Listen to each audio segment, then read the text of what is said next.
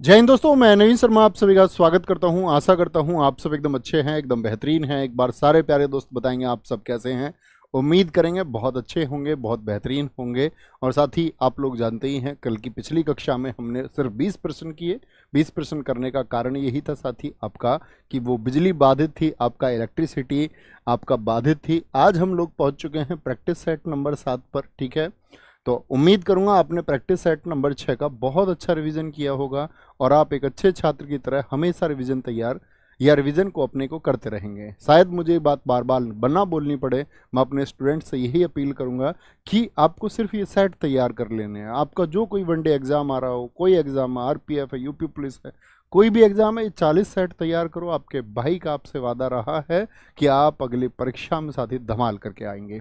Ranjana, Khushboo, Manvinder, quick tips, Sandeep, royal, Suman, respect, Mayank, Nishant, Amit, Neha, माँ का लाडला, कविता, प्रियंका, कविता शर्मा। आज के सारे नाम अच्छे हैं, आज कोई ऐसा उलझा उलझा नाम नहीं आया।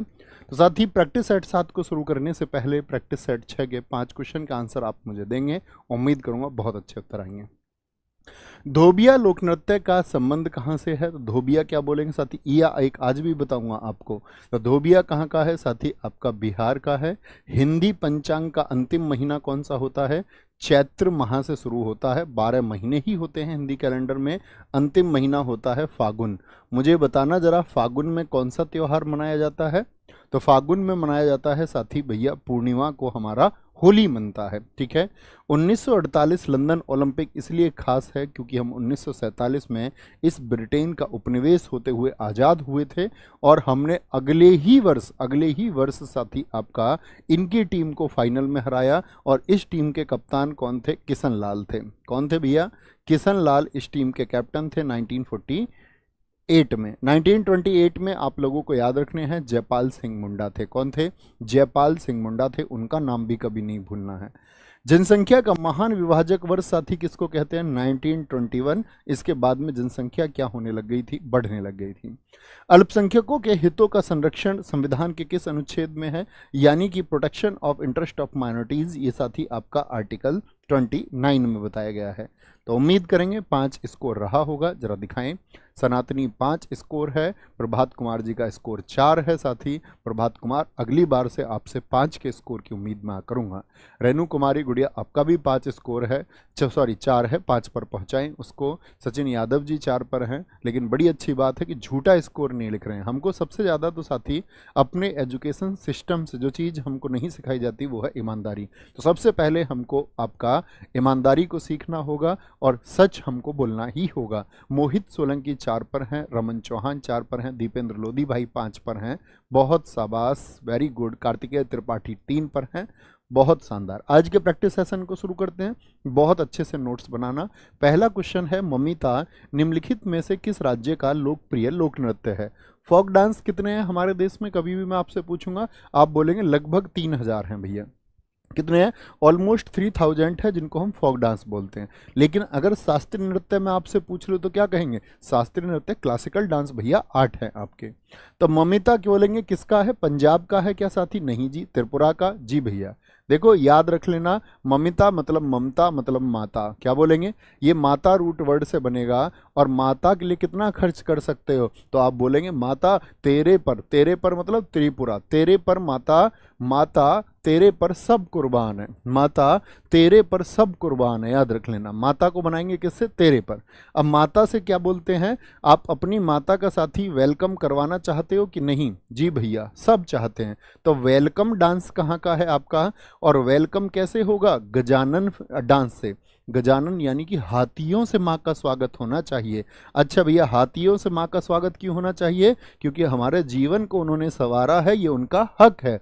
हक हक याद रख लो, हिक हक याद करने की कोई जरूरत नहीं, हक हक याद रख लो। हक हक, ठीक है, हक हक याद रखेंगे। तो इसके लिए सब हो जाओ तैयार, क्योंकि क्या होगा? माता का होगा वेलकम। हो जाओ तैयार। कौन करेगा साथी आपका वेलकम में? कौन कौन किस किस को बुलाओगे? लेबांग बुमानी, बोमन ईरानी एक बॉलीवुड एक्टर है, उसको बुलाएंगे माता के लिए। और साथ ही सलमान को भी। क्या बोलोगे? मोसाक सुलमानी। मोसाक सुलमानी कहाँ का डांस है? सोलमान भाई को भी। क्या बोलोगे? सलमान भाई को भी बुलाएंगे माता के वेलकम में कि भैया अब डांस करो तुम। मेला डोम, क्या बोलेंगे? मेला डोम किसका है साथी? ये भी त्रिपुरा का है। तो तेरे पर याद रखना, याद रखेंगे? जी हाँ। पंजाब के साथी बताएं। पंजा किसी को मारा, किसी ने मारा पिंजा, गिद्ध ने मारा पंजा। किसने? गिद्ध ने। पहले गिद्ध होते थे और गिद्ध जैसे ही पंजा मारता है साथी तो क्या निकलती है आवाज? कीकली, बचाओ, ऐसे आवाज आती है। एकदम से कोई नींद में है तो आंख खुल जाएंगी, जाग जाएगा। गिद्ध के पंजे से एक आदमी जाग गया और एकदम से गिद्ध को देखा तो कीकली निकल गई। तेज आवाज को कीकली बोलते हैं। हरियाणा की साथी अगर हम बात करते हैं फाग और सांग, आज बताएंगे। फाग और सांग डांस कहाँ के हैं? वो हरियाणा के हैं। और उत्तराखंड का साथी छोलिया, याद रख लेना। क्या बोलोगे?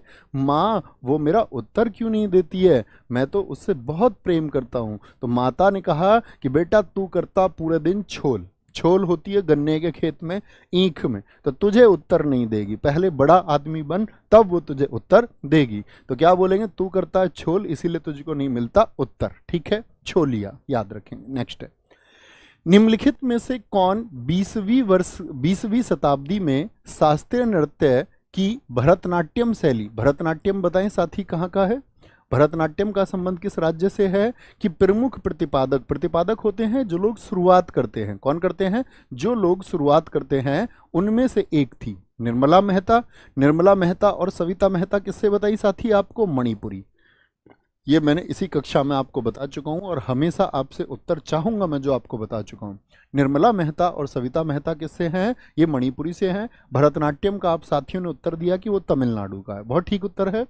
टी बाला सरस्वती साथी किससे जुड़ी हुई हैं? ये भरतनाट्यम से जुड़ी हुई हैं। विजयन सतपथी ये किससे हैं साथी? आपका ओडिसी। आपकी विजय कब होगी साथी? जब आप उड़ान भरोगे। विजय कब होगी? जब उड़ान भरोगे। कुमुदनी लखिया, लाख कदम चलना लेकिन थकना मत भाई, कथक।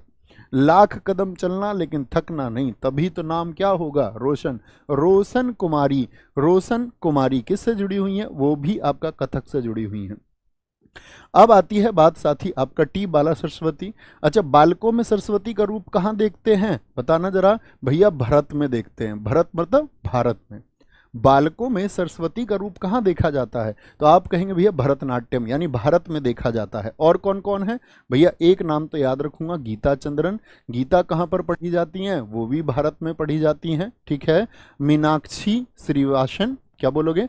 मीनाक्षी श्रीनिवासन हो गई आपका। मीनाक्षी श्रीनिवासन का संबंध किससे है? तो हम बोलेंगे भरतनाट्यम से है। दूसरी आपका साथी मीनाक्षी चितरंजन का संबंध किससे है? क्या बोलेंगे? मीनाक्षी चितरंजन का संबंध किससे है? मीनाक्षी चितरंजन, तो वो भी भरतनाट्यम से संबंधित हैं। एक एक नाम आप भी बताएं। जैसे एक नाम है साथी रुक्मणी देवी अरुणडेल, क्या बोलेंगे? रुक्मणी देवी अरुणडेल बहुत पूछी जाती हैं। रुक्मणी देवी अरुणडेल हो गई आपका। अलार मेल वल्ली हो गई साथी आपका। क्या बोलेंगे? आलार मेल वल्ली का संबंध किससे है? तो वो आपका भरतनाट्यम से है। और छठा नाम आता है मालविका सरकार। माल पर तो यहाँ सरकार भी बिक जाती हैं। कहाँ पर बिक जाती हैं? भारत में। मालविका सरकार, क्या बोलेंगे? मालविका सरकार। ठीक है, मालविका सरकार, तो याद रख लेना क्या बोलेंगे? माल पर तो बिक जाती हैं सरकार। अच्छा, रुकमणी क्या बोलेंगे भैया? रुकती नहीं है मनी, कहाँ पर? भारत में, क्योंकि बच्चों के पास तो पॉकेट मनी होती है भारत में। यहाँ स्टूडेंट्स कमाते थोड़ी हैं, तो भारत में क्या बोलेंगे? मालविका सरकार। रुक्मणी देवी अरुणडेल हो गई। अलार मेल वल्ली हो गई साथी, क्योंकि यहाँ पर रुकती नहीं है मनी, क्योंकि सब क्या है यहाँ पर? वेल्ली हैं सब के सब, कोई नहीं कमाती यहाँ पर। ठीक है, मतलब पढ़ाई के दौरान। विदेश में तो ऐसा होता है ना, सब अपनी पॉकेट मनी के लिए कमाई करने लग जाते हैं। मीनाक्षी नाम से याद रखेंगे दोनों, मीनाक्षी श्रीनिवासन और साथ ही मीनाक्षी चितरंजन और गीता चंद्रन किससे जुड़े हुए हैं? भरतनाट्यम से जुड़ी हुई हैं। आगे आएंगे। निम्नलिखित व्यक्तियों में से किसे कर्नाटक संगीत की रानी के रूप में जाना जाता है? अब गजब सा उत्तर आप लोगों की तरफ से मैं चाहता हूं। कर्नाटक संगीत की रानी कौन है? MS सुब्बुलक्ष्मी, विजया राजेंद्र, कविता कृष्णमूर्ति या लता मंगेशकर? कल भी साथी मैंने आपको बताया कि कर्नाटक संगीत की साथी त्रिमूर्ति, कौन बोलेंगे? त्रिमूर्ति आप लोगों को याद है कौन है त्रिमूर्ति? कल मैंने बताया आपको साथी कि भैया एक तो आपका हो गई MS सुब्बुलक्ष्मी, एक DK पट्टमल मैंने आपको बताई, और एक बसंत कुमारी। ये 3 कर्नाटक की त्रिमूर्ति महिलाएं हैं, ठीक है। तो कर्नाटक संगीत MS सुब्बुलक्ष्मी, और MS सुब्बुलक्ष्मी से साथी याद रख लेना इनको भारत रत्न, मैंने कल बताया आपको भारत रत्न कब मिला था इनको? 1998 में मिला। इन्हीं को साथी रमन मैग्सेसे से बहुत पूछता है, Raman Magsaysay award, Raman Magsaysay award साथी ये भी इनको मिला, और रमन मैग्सेसे अवार्ड इनको कब मिला? 1974 में मिला। UN में इन्होंने परफॉर्म कब किया था? UN में इन्होंने परफॉर्मेंस दी जो बहुत चर्चित बनी आपका, UN में इनकी परफॉर्मेंस हुई आपका 1966, क्योंकि ये UN में परफॉर्म करने वाली पहली भारतीय थी, इसीलिए बहुत चर्चित रही, बहुत चर्चित रही, ठीक है। MS सुब्बुलक्ष्मी। लता मंगेशकर जी को साथी भारत रत्न कब मिला? तो कई बार जब विकल्प में आता है ना आपका कि सबसे पहले भारत रत्न किसको मिला, तो हम लोग लता मंगेशकर जी चुन लेते हैं, जो लोग MS सुब्बुलक्ष्मी जी का नाम नहीं जानते, ठीक है। तो लता मंगेशकर हो गई। मुझे आप बता सकते हैं लता मंगेशकर किस घराने से जुड़ी हुई हैं? क्या आप बता पाएंगे? या मैं आपसे पूछूं मेलोडी क्वीन के नाम से किसको जाना जाता है? मेलोडी क्वीन के नाम से, मेलोडी मतलब मधुर संगीत के लिए इस्तेमाल होता है, मेलोडी क्वीन के नाम से किसको जाना जाता है? ऊपर दिखाएं, बच्चे ने कुछ लिखा है, लिख रहे हैं त्यागराज, श्यामा शास्त्री भी कर्नाटक संगीत की त्रिमूर्ति हैं भैया जी। क्या जी भैया? राज शर्मा, आपने शायद कल की कक्षा नहीं की, वो पुरुषों की त्रिमूर्ति हैं, ठीक है। त्यागराज बताए थे मैंने आपको, दीक्षितार मुथुस्वामी बताए थे साथी, ये सब लोग किसके? ये पुरुष त्रिमूर्ति हैं। जयंती कुमारेश की सर्वश्रेष्ठ वादकों में से एक हैं जयंती कुमारेश। क्या बोलेंगे? जयंती कुमारेश। क्या जयंती मना सकते हो कुमारी की तुम? जो कुमारी है मतलब कि अभी कम उम्र वाले कोई कुमारी बोलते हैं, बिना शादी वाले, ऐसे की जयंती मनाने की इच्छा तुम्हारी होगी क्या? बोलोगे वीना, वीना हम ना मनाए, हम नहीं मनाएंगे भैया जयंती, कुमार की जयंती नहीं मनाएंगे, वीना वीना हम ना वीना, ऐसे बोलते हैं। तो वीना से साथी और नाम आते हैं आपके सिद्धार्थ बनर्जी। क्या बोलेंगे? आप भी कुछ नाम बताया करो हमेशा जो जानते हो। सिद्धार्थ बनर्जी किससे जुड़े हुए हैं? ये साथी आपका वीणा से जुड़े हुए हैं। ज्योति हेगड़े किससे जुड़ी हुई हैं? ज्योति हेगड़े किससे जुड़ी हुई हैं? वीणा से जुड़ी हुई हैं। और राजेश वैद किससे जुड़े हुए हैं? राजेश वैद भी साथी आपका किससे जुड़े हुए हैं? वीणा से जुड़े हुए हैं। अच्छा, आप लोग मुझे बताएं, संतूर से याद कर चुके हैं क्या? संतूर से एक तो सोपोरी रूट वर्ड हमने याद रखा था कि क्या बोलेंगे? संत लोग शिव जी के भजन करते हैं, तो भजन से हमको याद आता भजन सोपोरी, और संत से हमको याद आता था शिव जी के संत, अर्थात शिव जी के भजन करते हैं, यानी कि शिव कुमार शर्मा। अब एक नाम बता रहे हैं, तरुण भट्टाचार्य है। क्या बोलेंगे? सोपोरी से और कौन कौन जानते हो? रुस्तम सोपोरी जानते हो ना? जी भैया जानते। भजन सोपोरी? जी भैया। तरुण भट्टाचार्य और साथी आपका R विश्वेश्वरन। क्या बोलोगे? R विश्वेश्वरन है, R विश्वेश्वरन। ये किससे जुड़े हुए हैं? संत से। कैसे याद रखेंगे? याद रख लेना, संत लोग जो होते हैं ना भट्ट से आचार्य बन जाते हैं। संत लोग जो होते हैं ना भट्ट से आचार्य बन जाते हैं अपनी तरुण अवस्था में, कम उम्र में ही संत बन जाते हैं। संत लोग क्या बन जाते हैं? तरुण अवस्था में ही भट्ट से, मतलब जल्दी से आचार्य बन जाते हैं। R विश्वेश्वरन, संत लोग जो होते हैं ना वो सारी विश पूरी कर देते हैं और उस वेश को वो धारण करे रखते हैं। विश पूरे करने वाला वेश धारण करके रहते हैं संत लोग। उनके कपड़े वपड़े अलग होते हैं कि नहीं होते? जी भैया होते हैं, ठीक है। तबला का बताए साथी, जो आपको मैंने याद रखा है वो तो याद होने ही चाहिए। संदीप दास और साबिर खान आज याद रखेंगे। संदीप दास और साबिर खान, देखो याद रख लेना, दास से सिर्फ यही नाम है, ठीक है। दास लोग जो होते हैं ना, दीप लेके जो दास पीछे पीछे घूमते रहते हैं, उनके अंदर बल नहीं होता। दास लोग के अंदर क्या बोलेंगे? पीछे पीछे घूम रहे हैं आप किसी के, तो आपके अंदर बल नहीं है, आपको अपने हिसाब से चलना है। सब्र के जिसके अंदर होगा, सब्र जिसके अंदर होगा उसके अंदर बल होगा। तबला से याद रखना, सब्र जिसके अंदर उसके अंदर बल होगा। सितार से याद रखेंगे, तार क्या बोलेंगे? बुद्धादित्य मुखर्जी, जिसके तार जुड़ गए बुद्ध से। क्या बोलेंगे? जिन्होंने बुद्ध को समझ लिया, बुद्धादित्य मुखर्जी। और साथी आपका दूसरा नाम कौन सा आएगा इसमें? इलियास खान। बुद्ध से जिसके तार जुड़ गए उसका इलाज हो गया, इलाज खान, ठीक है। इलाज खान याद रख लो, याद रह जाएगा। जिसके तार जुड़ गए बुद्ध से उसका हो गया इलाज, ठीक है, उसका होगा इलाज। कोई दिक्कत, कोई परेशानी? भैया बाद में पीडीएफ से नोट्स लिख सकते हैं, नहीं साथी हाथ से लिखो प्लीज, मैं भी हाथ से लिखता हूं ना। देखो अगर रिजल्ट्स आते हो तो हाथ से नोट्स लिखो, मुझे कोई दिक्कत नहीं है। फिर भी कुछ साथी नहीं मानेंगे, पीडीएफ से ही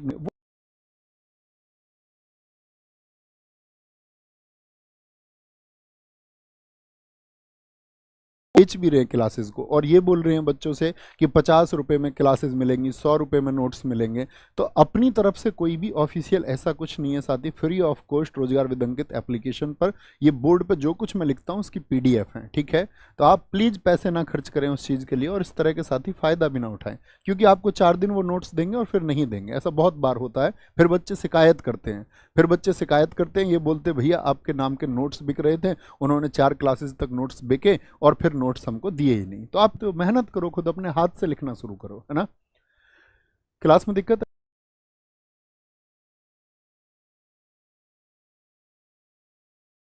ठीक करो इसे। क्या साथी अभी मेरी आवाज आप लोगों को साफ आ पा रही है? एक बार थम्स अप करके बताना सारे साथी, क्या मेरी आवाज आप लोगों तक साफ पहुंच पा रही है? एक बार रिफ्रेश करेंगे साथी, फिर से जुड़ेंगे। क्या मेरी आवाज अभी आप लोगों के लिए ठीक है? जब आप लोग सब थम्स अप कर देंगे तभी आगे चलेंगे। अभी ठीक है, ठीक है। तो मेरी बात समझिए कि नोट्स खुद बनाने हैं। आगे आएंगे। मलयालम नववर्ष को केरल में क्या कहा जाता है? न्यू ईयर को हम क्या कहते हैं? हर राज्य का न्यू ईयर पूछा जाता है, कुछ बहुत महत्वपूर्ण जो एसएससी बार बार पूछती है, बताएंगे जी। क्या बोलेंगे? नुआखाई ये उड़ीसा का एक उत्सव है, और मलयालम न्यू और ईयर का मतलब है आपका, मलयालम भाषा कहाँ पर बोली जाती है साथी? मलयालम भैया बोली जाती है केरल में। कहाँ पर? तो केरल का न्यू ईयर पूछे या मलयालम का पूछे, एक ही बात है, विशु होगा। पोंगल साथी ये तमिलनाडु में मनता है। उगादी जो है वो साथी साउथ का न्यू ईयर है। क्या है? साउथ का न्यू ईयर है, यानी कि दक्षिण भारत का नव वर्ष किस त्योहार को कहते हैं? क्योंकि ये आपका कर्नाटक में आंध्र प्रदेश में इनमें मनाया जाता है उगादी। तो उगादी साउथ का न्यू ईयर है, ठीक है। पोंगल तमिलनाडु में हो गया, नुआखाई कहीं का भी न्यू ईयर नहीं है। कुछ न्यू ईयर मैं आपसे पूछने जा रहा हूं, मुझे बताना।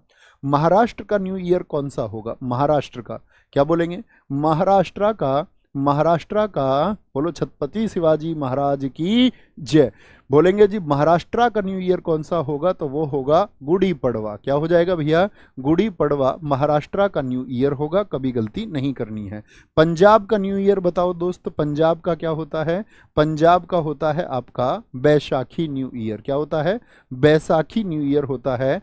असम का साथी बताइए, असम का होता है आपका साथी बोहाग बीहू। क्या होता है? बोहाग बीहू। क्या बोलेंगे? बीहू नाम तो याद रखना, लेकिन बोहाग याद रख लेना, ठीक है। ओडिशा का साथी मैं आपसे पूछूं, ओडिशा का क्या होता है? पाना संक्रांति होता है। क्या होता है? पाना संक्रांति होता है, जिसको हम महाविषुव के नाम से भी जानते हैं। कई बार एसएससी इसका नाम महाविषुव देता है। क्या देता है? महाविषुव देता है। मुझे बताओ साथी, तमिलनाडु का मैंने आपको बताया था, तमिलनाडु का भैया आपने पुंथडू बताया था। क्या बताया था? पुंथडू बताया था। गोवा का न्यू ईयर क्या होगा साथी? आपका संवत्सर पांडवो होगा। क्या होगा? संवत्सर पांडवो हो जाएगा, संवत्सर पांडवो हो जाएगा। मणिपुर का न्यू ईयर क्या होगा साथी? आपका मणिपुर का होता है भैया चेरा ओबा। क्या बोलेंगे? चेरा ओबा होता है मणिपुर का न्यू ईयर, मणिपुर का। मुझे बताओ जम्मू कश्मीर का न्यू ईयर क्या हो जाएगा? जम्मू कश्मीर इस बार एमटीएस में पूछा गया, आपका सीएचएसएल दोनों एग्जाम में पूछा गया, नवरेह होगा। और साथ ही बिहार का न्यू ईयर बताएंगे। बिहार का न्यू ईयर कौन सा होता है? वो जुड़ शीतल होता है। क्या होता है? जुड़ शीतल होता है। और यूपी का न्यू ईयर क्या होता है साथी? खिचड़ी उत्सव होता है। क्या होता है? खिचड़ी उत्सव। यहाँ तो खिचड़ी के द्वारा उसको मनाया जाता है। खिचड़ी उत्सव होता है आपका यूपी का न्यू ईयर है। ये सारे न्यू ईयर आपको पता होने चाहिए, ठीक है, कम से कम। अंतर्राष्ट्रीय क्रिकेट में मानक क्रिकेट गेंद जो बॉल होती है, बॉल, उसकी औसत परिधि क्या है? उसका सरकमफेरेंस क्या है साथी? उसकी परिधि आप बताएंगे। परिधि यानी कि 2πr क्या होगा आपका? यानी कि त्रिज्या की बात नहीं कर रहा, सिर्फ परिधि की बात करता है, क्योंकि गेंद की त्रिज्या आप नहीं बता सकते, गेंद बीच में गोल नहीं होती, गोल चीज की त्रिज्या आप बता सकते हैं, ठीक है। तो गोल क्यों नहीं होती भैया गेंद? क्योंकि गेंद गोल इसलिए नहीं होती क्योंकि यहाँ पर लेदर की साथ ही सिलाई होती है, उसकी वजह से ऐसे निकली होती है वो, ठीक है। तो क्या बोलेंगे, 8.81 इंच से लेकर के 9 इंच तक होती है, 9 इंच तक होती है, ठीक है। इसी को साथ ही हम एमएम में भी बोलते हैं। 224 एमएम से लेकर के 229 एमएम के बीच होती है। सेंटीमीटर तो भाग कर दो 10 से, भाई 10 मिलीमीटर में 1 सेंटीमीटर होता है, ये आपको पता होना चाहिए। 10 मिलीमीटर में कितने सेंटीमीटर होते हैं? 1 सेंटीमीटर। तो 10 से भाग कर लेंगे तो सेंटीमीटर बन जाएगा, 22.9 सेंटीमीटर हो जाएगा, ठीक है। मुझे बताओ क्रिकेट के बैट की लंबाई कितनी होती है? क्रिकेट का जो बैट होता है, बैट की साथ ही लंबाई और चौड़ाई दोनों बतानी है। बेल्ट की जो बैट की आपका लेंथ होगी और साथ ही ब्रेथ होगी, यानी लंबाई और चौड़ाई क्या होंगी? तो लेंथ होती है उसकी 38 इंच आपका, और चौड़ाई होती है 4.25 इंच क्रिकेट के बैट की, ठीक है। अगर मैं आपसे पूछूं, बैट हो गया, मुझे बताओ स्टंप की जो साथी आपका लंबाई होती है, स्टंप की जो लंबाई है वो बैट से ज़्यादा होती है, यस और नो? स्टंप की लंबाई जो होती है, नहीं भैया कम होगी, 28 इंच होती है। 28 इंच बोले या 72 सेंटीमीटर, मतलब इंच में कुछ ऊपर होती है, 28 दशमलव शायद 8 होती है, 7 होती है स्टंप की लंबाई। मुझे बताओ पिच की लंबाई कितनी होती है? क्रिकेट की जो पिच है उसकी लंबाई साथी कितनी होगी, उसकी लेंथ कितनी होती है? 20.11 मीटर होती है, या गज में बोले तो 22 गज, मतलब मीटर और गज लगभग बराबर है, मीटर थोड़ा सा बड़ा होता है, बहुत हल्का सा। पिच की साथी आपसे ब्रेथ अर्थात चौड़ाई पूछ ले तो 3.05 मीटर होती है, 3.05 मीटर होती है। तो ये क्रिकेट के बैट की लंबाई 38 इंच, स्टंप की लंबाई 28 इंच और क्रिकेट की पिच की लंबाई 20.11 मीटर अर्थात साथी 22 गज होती है। ये आपको पता होने चाहिए, बहुत पूछे जाते हैं। फीबा द्वारा क्या बोलेंगे, आपका जो स्वीकृत, फीबा मतलब आपका सर्वोच्च संस्था है किसके लिए? बास्केटबॉल के लिए। बास्केटबॉल के एक खेल में आमतौर पर होते हैं। मुझे बताओ पहले बास्केटबॉल के खेल में साथी खिलाड़ी कितने होते हैं? सारे साथियों से उत्तर चाहिए, कितने खिलाड़ी होते हैं? मैं आपको 4 गेम बता रहा हूं, याद रख लेना। बास्केट में कोई चीज आप फेंक रहे हैं तो ऐसे फेंकोगे, 1 2 3 4 5, ये पांचों लगाएंगे आप, 4 फिंगर 1 अंगूठा। तो बास्केटबॉल में जो खिलाड़ी होते हैं साथी, बास्केटबॉल में जो खिलाड़ी होते हैं बहुत पूछे जाते हैं। बास्केटबॉल में 5 होते हैं, वॉलीबॉल में स्पेलिंग में ही 6 होते हैं, बॉलिंग बॉल में 6 होंगे आपका। एक साथी और कौन सा होता है? एक नेट बॉल होता है। नेट बॉल में साथी आपका 7 खिलाड़ी होते हैं। तुम नेट कब ऑन करोगी? 7-7 हो जाएंगे, ठीक है। तो वॉलीबॉल हो गया, बास्केटबॉल हो गया, नेट बॉल हो गया। एक साथी बेस बॉल होता है, बेस बॉल होता है, उसमें खिलाड़ियों की संख्या कितनी होती है? 9 होती है। बेस बॉल में खिलाड़ियों की संख्या कितनी होती है भाई साहब? 9 होती है। तो ये खिलाड़ियों की संख्या आपको पता होनी चाहिए। क्वेश्चन है कि बास्केटबॉल में क्या होता है, 15 मिनट के 4 क्वार्टर होते हैं, या 10 मिनट 30-30 मिनट के 2 हाफ होते हैं, या 10-10 मिनट के 4 क्वार्टर होते हैं? तो क्या बोलेंगे, 10-10 मिनट के 4 क्वार्टर होंगे। और साथ ही टाइम ओवर टाइम भी हो जाता है अगर मैच निर्णायक ना हो तो। 5 मिनट का, 5 टाइम लिख रहा हूं मैं, सॉरी, 5 मिनट का साथ ही क्या होता है आपका, 5 मिनट का ओवर टाइम भी इसमें इंक्लूड हो जाता है, 5 मिनट का ओवर टाइम। जैसे मुझे बताओ फुटबॉल का मैच कितनी देर का होता है? फुटबॉल का मैच भैया 90 मिनट का होता है। फुटबॉल का मैच कितनी देर का? हॉकी का मैच 60 मिनट का होता है। फुटबॉल का मैच जो होता है साथी वो आपका कितनी देर का होता है? 90 मिनट का। 45 मिनट के 2 हाफ होते हैं, 15 मिनट का बीच में ब्रेक होता है। लेकिन अगर मैच का निर्णय नहीं निकला तो फुटबॉल के मैच को भी 30 मिनट तक एक्सटेंड किया जा सकता है, यानी 30 मिनट तक बढ़ाया जा सकता है। ऐसे ही ये 5 मिनट का क्या है, इसमें आपका ओवर टाइम है। मुझे बताओ दोस्त, आपका जो बॉल का वजन होता है किसमें? बास्केटबॉल में, वो कितना होता है? सारी वजन जो बॉल है खेल की, उसमें सबसे ज़्यादा वजन इसी में होता है।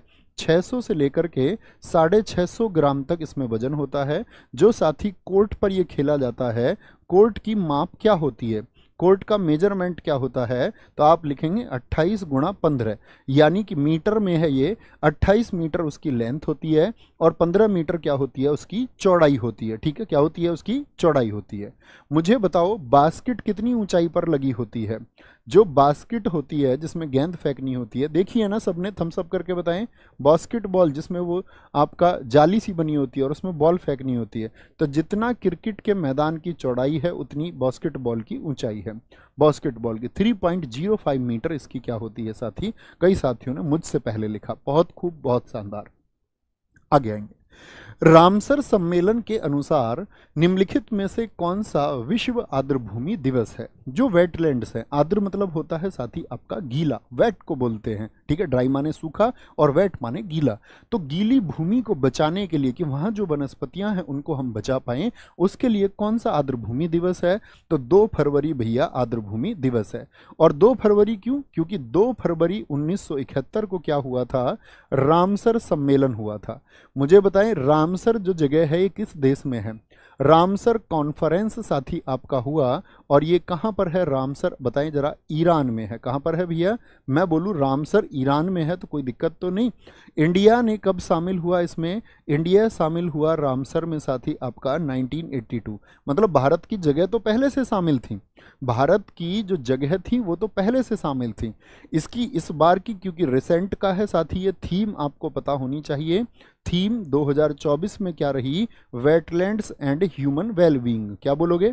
Wetlands, wetlands and human, sorry, wetlands and human wellbeing, ये क्या रही इस बार की साथी आपका इसकी थीम रही, इसकी थीम रही। मुझे बताएं साथी सारे दोस्त कि भारत में कितनी रामसर साइट वर्तमान में है? रामसर स्थल मतलब जिनके गीली जगह वाले जो स्थल जो हमको बचाने हैं, जो हमारे टारगेट पर हैं। तो रामसर साइट भारत में कितनी है? रामसर साइट भारत में है भैया कुल वर्तमान में, बोलो भैया कुल कितनी? पुराना डेटा जो 75 लिखेंगे उनकी पिटाई हो जाएगी। तो वर्तमान में कुल है आपका रामसर साइट 80। क्या बोलेंगे? 80। मुझे बताओ जो पहली रामसर साइट है वो कौन सी है भारत की? पहली इंडियन रामसर साइट कौन बनी थी? पहली इंडियन रामसर साइट साथी कौन बनी थी? तो आप बोलेंगे भैया 1981 में चिल्का झील बनी। मैं आपसे पूछूंगा चिल्का झील भारत के, जो कि खारे पानी की एक झील है, ये भारत के किस राज्य में है? तो चिल्का झील है भैया आपका उड़ीसा में। कहाँ पर है? चिल्का झील आपका उड़ीसा में है। और मैं बोलूं दुनिया की पहली रामसर साइट कौन है? दुनिया की पहली जो साथी साइट है वो कौन सी थी? तो दुनिया की पहली साइट है कोबोर्ग द्वीप। क्या बोलेंगे? कोबोर्ग, सिर्फ आप लोग याद रखें नाम, कोबोर्ग जो कि ऑस्ट्रेलिया में स्थित है। मैं आपसे पूछूं भारत की 80वीं साइट कौन बनी है? 80वीं साइट बनी है लॉन्गवुड 16। क्या बोलेंगे? लॉन्गवुड 16 जो कि कहां पर है साथी आपका? तमिलनाडु में है। कहां पर है? लॉन्गवुड 16 जो कि तमिलनाडु में है। मुझे आप बताएं साथी, मुझे आप बताएं यहाँ पर कि रामसर में सबसे बड़ी साइट, रामसर सबसे बड़ी साइट कौन सी है? रामसर सम्मेलन की या रामसर स्थल की जो सबसे बड़ी साइट है भारत में वो कौन सी है? सबसे बड़ी साइट आपको बतानी है। आप मुझे बताएं सबसे छोटी साइट, सबसे छोटा रामसर स्थल कौन सा है? साइट मतलब स्थल, सबसे छोटा स्थल। सबसे ज़्यादा स्थल किस स्टेट में है? सबसे ज़्यादा साइट रामसर की सबसे ज़्यादा साइट, क्योंकि कुल 80 साइट है तो किसी ना किसी स्टेट में सबसे ज़्यादा होंगी। सबसे ज़्यादा साइट जो है साथी वो किस स्टेट में है? क्या बोलेंगे? किस स्टेट में, ये क्वेश्चन है। तो सबसे बड़ी साइट है वो सुंदरबन। मुझे बताओ सुंदरबन जो डेल्टा है साथी, जो क्षेत्र है सुंदरबन कहाँ पर है? ये हमारा पश्चिम बंगाल में है। कहाँ पर है? पश्चिम बंगाल में है। ठीक है। सबसे छोटी साइट साथी आपका रेणुका, और रेणुका ये हिमाचल प्रदेश में है। रेणुका किसकी मम्मी का नाम है? मतलब स्टैटिक जी के जो छात्र होंगे, पढ़ते होंगे थ्योरी क्लासेस, उनको पता होगा कि ये हिमा और आंचल की मम्मी है। ठीक है। सबसे ज़्यादा साइट किस स्टेट में है साथी? ये तमिलनाडु में है। और तमिलनाडु में जो साइट है उनकी संख्या है 16। और यूपी में साथी साइट पूछ ले तो यूपी में आपका 10 साइट है, ये आपको पता होना चाहिए। ठीक है। तो क्या बोला मैंने आपसे? कुल 80 साइट है साथी, जिनमें से सबसे आपका पहली साइट चिल्का झील 1981, दुनिया की पहली कोबोर्ग द्वीप ऑस्ट्रेलिया है। 80वीं साइट बनी है लॉन्गवुड 16 जो कि तमिलनाडु की है साथी आपका। और मैंने आपको बताया कि रामसर संधि पर सम्मेलन जो हुआ साथी आपका, वो हुआ आपका 2 फरवरी 1971 से। क्या बोलोगे? 2 फरवरी 1971 से हुआ, ये आपको पता होना चाहिए। आगे आएंगे। नेक्स्ट, भारत की जनगणना 2011 के अनुसार, 2011 के अनुसार क्या बोलेंगे? 2011 के अनुसार किस राज्य, एक दोस्त पूछ रहा है भैया जब 1982 में हम शामिल हुए तो 1981 में साइट कैसे आ गई। दोस्त आपने मेरी सारी बात नहीं सुनी शादी। मैंने आपसे कहा कि साइट जगह तो वो भारत का स्थल थोड़ी है, भारत का कॉन्फ्रेंस थोड़ी था, वो तो पूरी दुनिया को लेकर के चिंतित थे, तो पूरी दुनिया की जगह से आपका वो सेलेक्ट कर रहे थे। तो 1981 में क्या भारत, क्या वो दुनिया की और जगहों को भी सेलेक्ट कर रहे थे, लेकिन भारत भी अपनी इच्छा से कि आपके इस मिशन में भी हम साथ हैं, तो भारत की जब उन्होंने कार्य किए भारत में तो भारत भी उससे प्रभावित हुआ, तो भारत शामिल हुआ फिर। ठीक है, बोलेंगे भाई सारे साथियों का उत्तर आता हुआ बहुत गजब, बहुत शानदार, राजस्थान। तो क्या बोलेंगे, प्रश्न क्या है, किस राज्य में पुरुष और महिला साक्षरता दर में सबसे ज्यादा अंतर। बहुत बढ़िया जी, राजस्थान में। राजस्थान के साथ ही जो पुरुष साक्षरता है, जो राजस्थान की मेल लिटरेसी रेट है और जो फीमेल लिटरेसी रेट है, मेल लिटरेसी रेट है यहाँ का 79.19 और फीमेल लिटरेसी रेट है यहाँ का 52 दशमलव आपका 12%। तो कितने प्रतिशत का अंतर है साथी आपका, क्या बोलोगे आप, कितने प्रतिशत का अंतर है भैया हमारा, 27 दशमलव, क्या बोलेंगे जी आपका 27 दशमलव, यहां पर बोलेंगे 27.07% का अंतर है। तो ये सबसे बड़ा अंतर है आपका महिला साक्षरता और पुरुष साक्षरता में, इतना बड़ा अंतर कहीं भी नहीं है। मुझे बताएं सबसे ज्यादा साक्षर राज्य कौन सा, मैंने आपको बताया था पहले नंबर पर कौन आएगा, पहले नंबर पर कौन आएगा, केरल, लगभग 94% के साथ में। कौन आएगा जी, केरल आएगा 94% के साथ में। दूसरा साथी आपका लक्षद्वीप आता है। अब मुझे बताओ लक्षद्वीप राज्य है कि आपका यूटी है, तो आप बोलेंगे भैया यूटी है, तो 91.85% के साथ दूसरे स्थान पर है। तीसरा साथी आपका, अभी पुडुचेरी हम लिख देते, वो पुडुचेरी आता है आपका किसमें, वो तो सेक्स रेशियो में। केरल हो गया, लक्षद्वीप हो गया साथी, तीसरा आपका मिजोरम, क्या आएगा, मिजोरम आएगा, मिजोरम आएगा, और मिजोरम आएगा 91.33% के साथ में। तो मुझे मेरा प्रश्न सुनना ध्यान से, मैं आपसे पूछ रहा हूं सबसे ज्यादा साक्षर राज्यों की सूची में जो सबसे ज्यादा लिटरेसी रेट वाले स्टेट हैं उसमें साथी मिजोरम कौन से नंबर पर आएगा। फिर से मैं अपना क्वेश्चन दोहरा देता हूं, सबसे ज्यादा साक्षर राज्यों की सूची में आपका मिजोरम कौन से स्थान पर आएगा, मिजोरम कौन से स्थान पर आएगा। तो क्या बोलेंगे, सबसे ज्यादा साक्षर राज्यों में मिजोरम दूसरे स्थान पर आएगा। लक्षद्वीप क्योंकि क्या है, एक यूटी है। आपसे पूछे सबसे ज्यादा साक्षर यूटी कौन सा है, तो आप बोलेंगे भैया लक्षद्वीप हो जाएगा। राजस्थान में सबसे ज्यादा अंतर आ गया। मुझे बताओ जो भारत का लिटरेसी रेट है वो कितना है, इंडिया का लिटरेसी रेट है 74.04%, जिसमें साथी मेल लिटरेसी रेट है आपका पुरुषों का है 82.14%। और मैं अगर बात करूं फीमेल लिटरेसी रेट कितना है, फीमेल लिटरेसी रेट है 65.46%। अब मुझे अंतर बताओ सारे दोस्त, आप लोगों के पास 30 सेकंड है, अंतर बताएंगे, फटाफट से बताएं, अंतर बताएंगे फटाफट से। एक दोस्त पूछ रहा है यूनेस्को और रामसर में क्या अंतर है, रिसर्च करो भाई, इसके लिए ही तो इंटरनेट आपके लिए आया है। इंटरनेट आपके पास इंस्टाग्राम चलाने के लिए थोड़ी ना आया था, ये आपको रिसर्च करना होगा। जो कुछ भी दिमाग में प्रश्न आए, ये जिज्ञासु छात्रों के अंदर प्रश्न आते हैं, कागज पर लिखा करो मुझे इसकी रिसर्च करनी है। सब कुछ आप यही नहीं पूछ सकते, आप पूछेंगे तो कुछ और, क्योंकि अंतर साफ है। वेटलैंड मतलब आर्द्रभूमि, गीली जगह जो है, और यूनेस्को के जो स्थल है साथी उससे मतलब होता है वो आपका कल्चरल भी, नेचुरल भी और मिक्स्ड, यानी वो देखता है कौन संस्कृति से जुड़ा हुआ है, कौन प्रकृति से जुड़ा हुआ है, जबकि रामसर सिर्फ देखता है गीली भूमि, आर्द्रभूमि को। तो जब भी कोई क्वेश्चन आए ना, ये आपकी जो इनक्यूजिटिवनेस है, जो जिज्ञासा है साथी, उसको बढ़ाना है, उसके बारे में रिसर्च करनी है। तो 16.68 साथियों का अंतर आया, 16.68%, ये याद करके जाना, एसएससी इसको पूछेगा, इनसे तो पक चुका एसएससी भी। केरल के बारे में पूछते पूछते पुरुष महिला आपका साथी बार बार पूछेगा तो सब करके आएंगे, ये क्वेश्चन बनेगा, याद रख लेना इस बात को। कोई दिक्कत, कोई परेशानी, आगे आएंगे। नेक्स्ट एक साथी हमारा आया है, अंतिम महीना चैत्र को माना जाता है। बेटा तुम इसी में लगे रहना, अंतिम महीना चैत्र को माना जाता, पखवाड़े वखवाड़े सब लिख रहा है, बुद्धि नहीं लगानी है, जितना बता रहा हूं उतना करना है, ठीक है। आगे आएंगे भाई, दिमाग नहीं लगाना भाई, दिमाग लगाओगे तो फिर मारे जाओगे, ज्यादा दिमाग नहीं लगाना है, ठीक है। भारतीय संविधान में समानता का अधिकार 5 अनुच्छेदों द्वारा दिया गया है। वो 5 अनुच्छेद कौन से हैं? तो राइट टू इक्वलिटी की बात कर रहा है, और राइट टू इक्वलिटी कौन बताता है? साथ ही आपका अनुच्छेद 14 से 18 बताता है। 14 क्या बताता? विधिक समता। 15 क्या बताता? धर्म, जाति, लिंग, वंश के आधार पर किसी से भेदभाव नहीं। 16 क्या बताता? लोक नियोजन के अवसर पर समानता। 17 क्या बताता है? आपका अबोलिशन ऑफ अनटचेबिलिटी यानी कि अस्पृश्यता का अंत। 18 क्या बताता? आपका उपाधियों का अंत, टाइटल्स नहीं रहेंगे। तो ये आपका आर्टिकल 14 से 18 है। यहां पर क्वेश्चन बनते हैं, मुझे बताओ कितने प्रकार के अधिकार बताए गए हैं? कितने प्रकार के अधिकार हैं? ये 6 प्रकार के अधिकार हैं साथी। और ये 6 प्रकार के अधिकार कौन कौन से हैं? जैसे क्वेश्चन पूछा राइट टू इक्वलिटी, तो पहले तो आते हैं समानता का अधिकार। तो समानता को लेकर के कितने अनुच्छेद हैं बताएं? कुल कितने अनुच्छेद हैं? क्या बोलेंगे? 14 से 18, यानी कि 14, 15, 16, 17, 18 ऐसे भी क्वेश्चन बनता है। तो कुल कितने हैं समानता के लिए? कुल साथी 5 अनुच्छेद हैं। कितने अनुच्छेद हैं बताना मुझे मेरे साथ में, कितने अनुच्छेद हैं? कभी वहां पहुंचो और गलती कर दो एक कम, उंगलियों पर गिन लेना, इसमें आपको 5 सेकंड लगेंगे समानता के लिए। यानी कि साथी आपका राइट टू इक्वलिटी की अगर हम बात करते हैं तो 5 है। अच्छा, समानता के बाद में साथी क्या आता है? स्वतंत्रता का अधिकार आता है। और स्वतंत्रता के अधिकार कहां से कहां तक है? आर्टिकल 19 से लेकर के 22 तक है। मुझे बताओ कुल कितने अनुच्छेद हुए?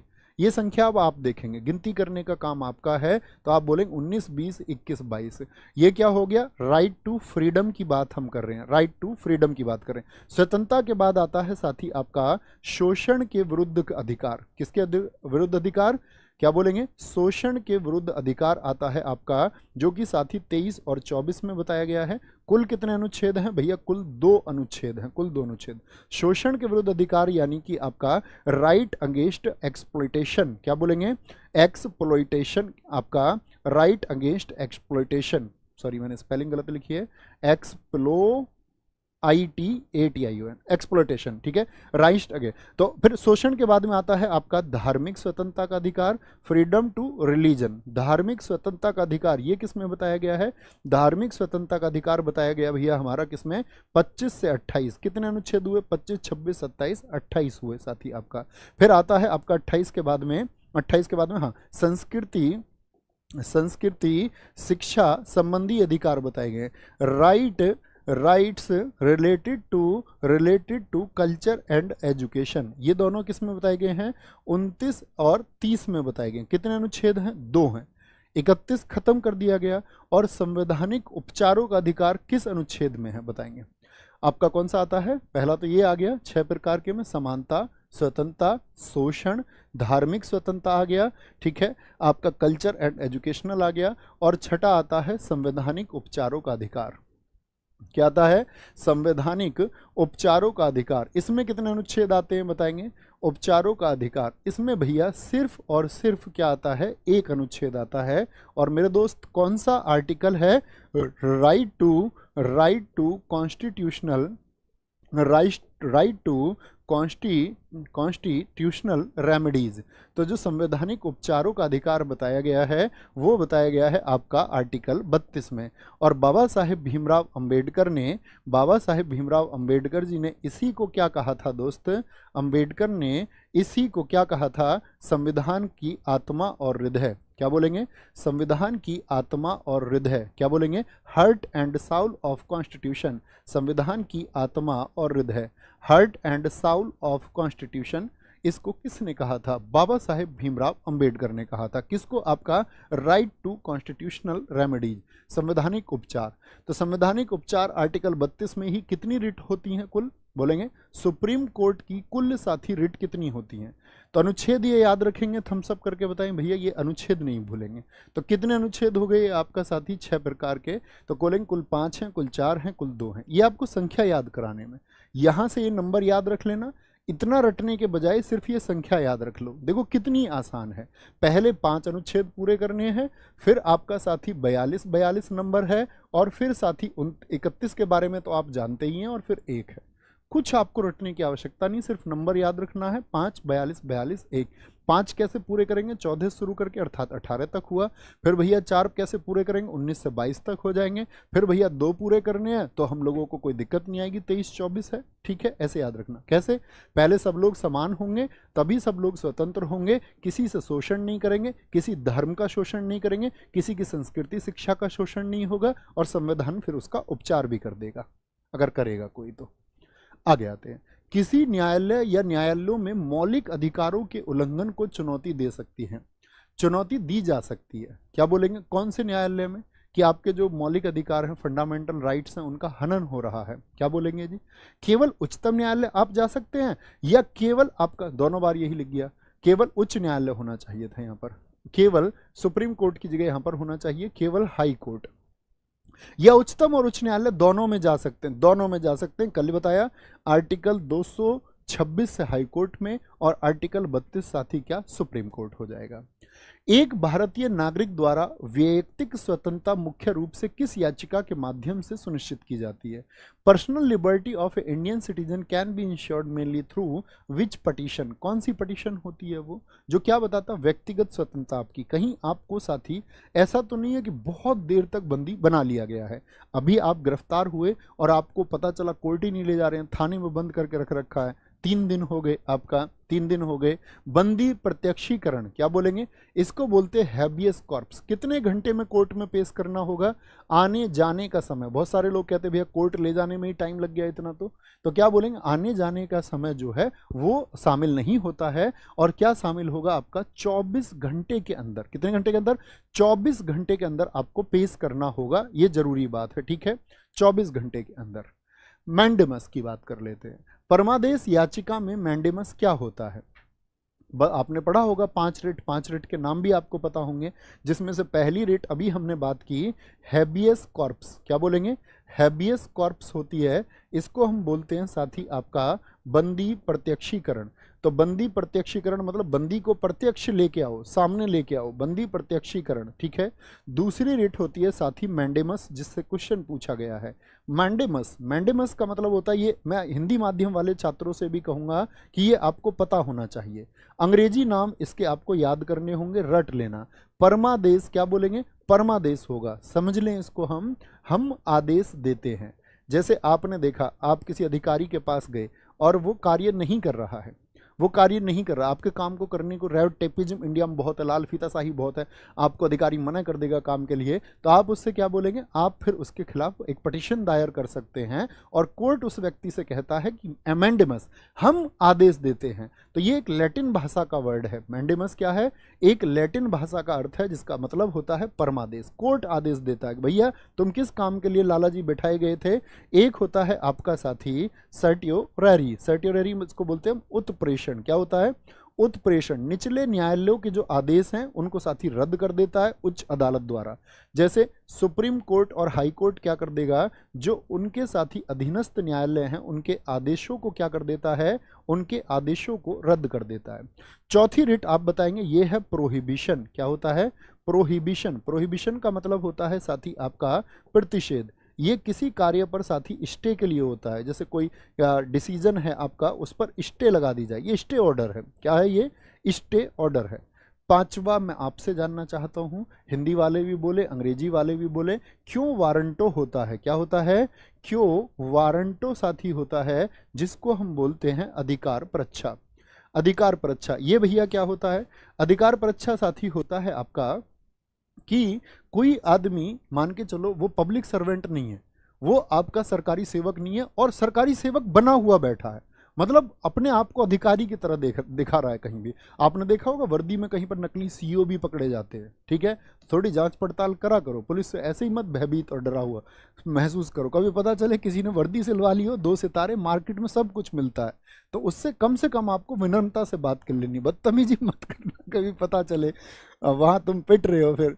क्यों वारंट हो, तो ये अधिकार परीक्षा है। क्या बोलेंगे साथी, बिना अधिकार कोई व्यक्ति कार्य कर रहा है, बिना अधिकार कोई व्यक्ति कार्य कर रहा है तो उस पर रोक लगाता है कोर्ट कि भैया तुम कौन, तुमको ये अधिकार किसने दिए।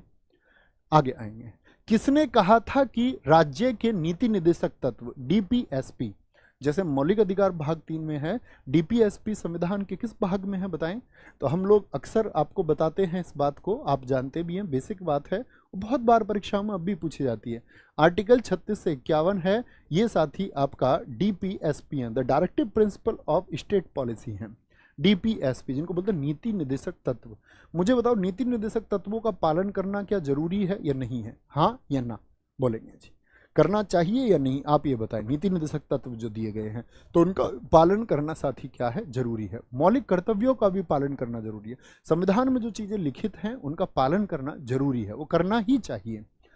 तो ये किसने कहा था, आइवर जेनिंग्स ने कहा था ये बात कि नीति निर्देशक तत्व तो पुण्यात्मा लोगों की पवित्र आकांक्षा मात्र है, कि उनकी ये आकांक्षाएं थी, ठीक है।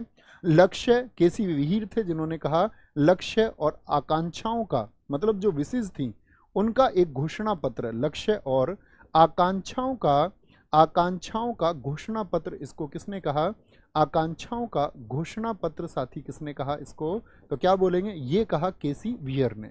कुछ परिभाषाएं और बताता हूं मैं, एक बड़ा इंपॉर्टेंट आता है, हाँ ये लिखे हुए हैं, ग्रैनविल ऑस्टिन, इन्हीं का कथन है साथी आपका। ऑस्टिन ने कहा था कि डीपीएसपी और फंडामेंटल राइट्स, क्या एफआर, फंडामेंटल राइट्स बोले तो मौलिक जो अधिकार हैं, मौलिक अधिकार यानी कि आपका डीपीएसपी और एफआर ये संविधान की आत्मा है। क्या बोलेंगे, संविधान की आत्मा। किसने कहा था इनको, तो किसने कहा था, ऑस्टिन ने कहा था। एक कथन आता है साथी आपका, क्या बोलेंगे, डीपीएसपी भारत के संविधान की अनूठी व्यवस्था है। क्या बोलेंगे, स्पेशल अरेंजमेंट्स इनको कहा गया, संविधान की अनूठी व्यवस्था। अनूठी व्यवस्था किसने कहा डीपीएसपी को, तो ये कहा है साथी आपका बाबा साहेब भीमराव अंबेडकर जी ने। क्या बोलोगे, BR अंबेडकर जी ने ये बात कही है, ठीक है।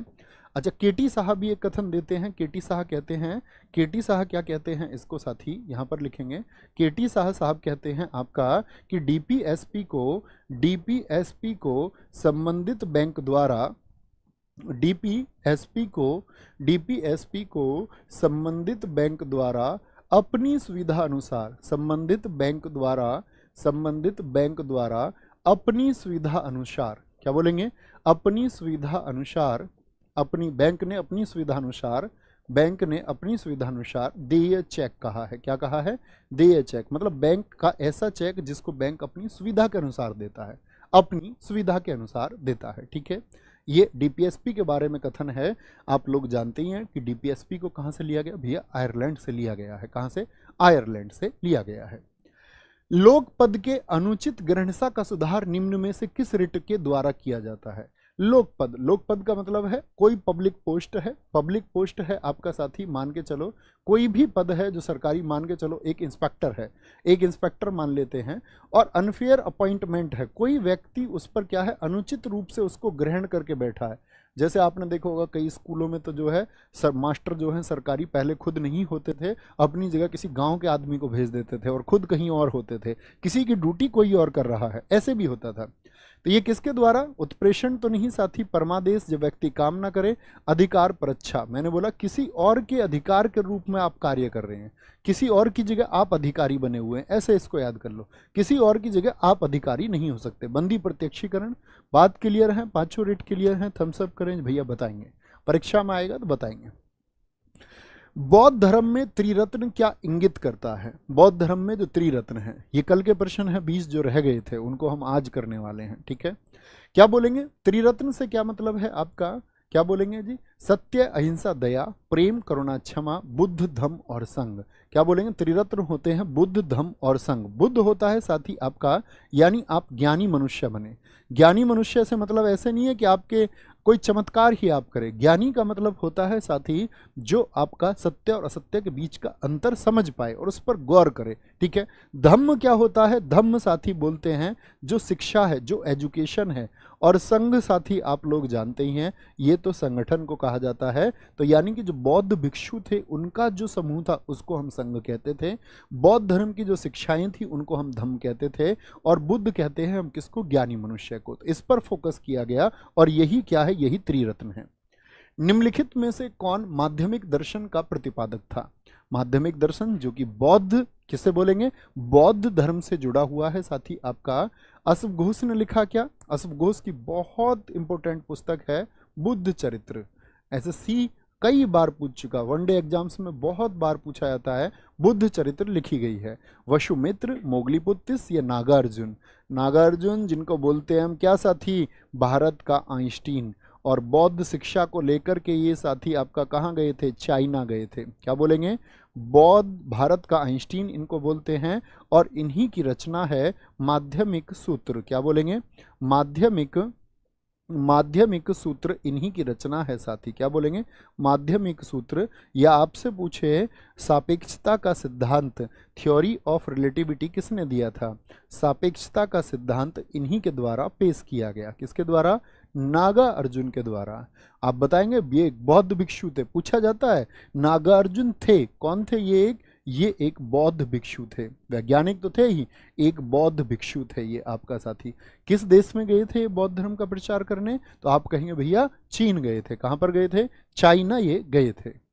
प्रथम बौद्ध समिति का आयोजन कहां पर हुआ था? आप कभी भी पेपर देने जाएंगे एक समिति से क्वेश्चन पूछेगा आपसे।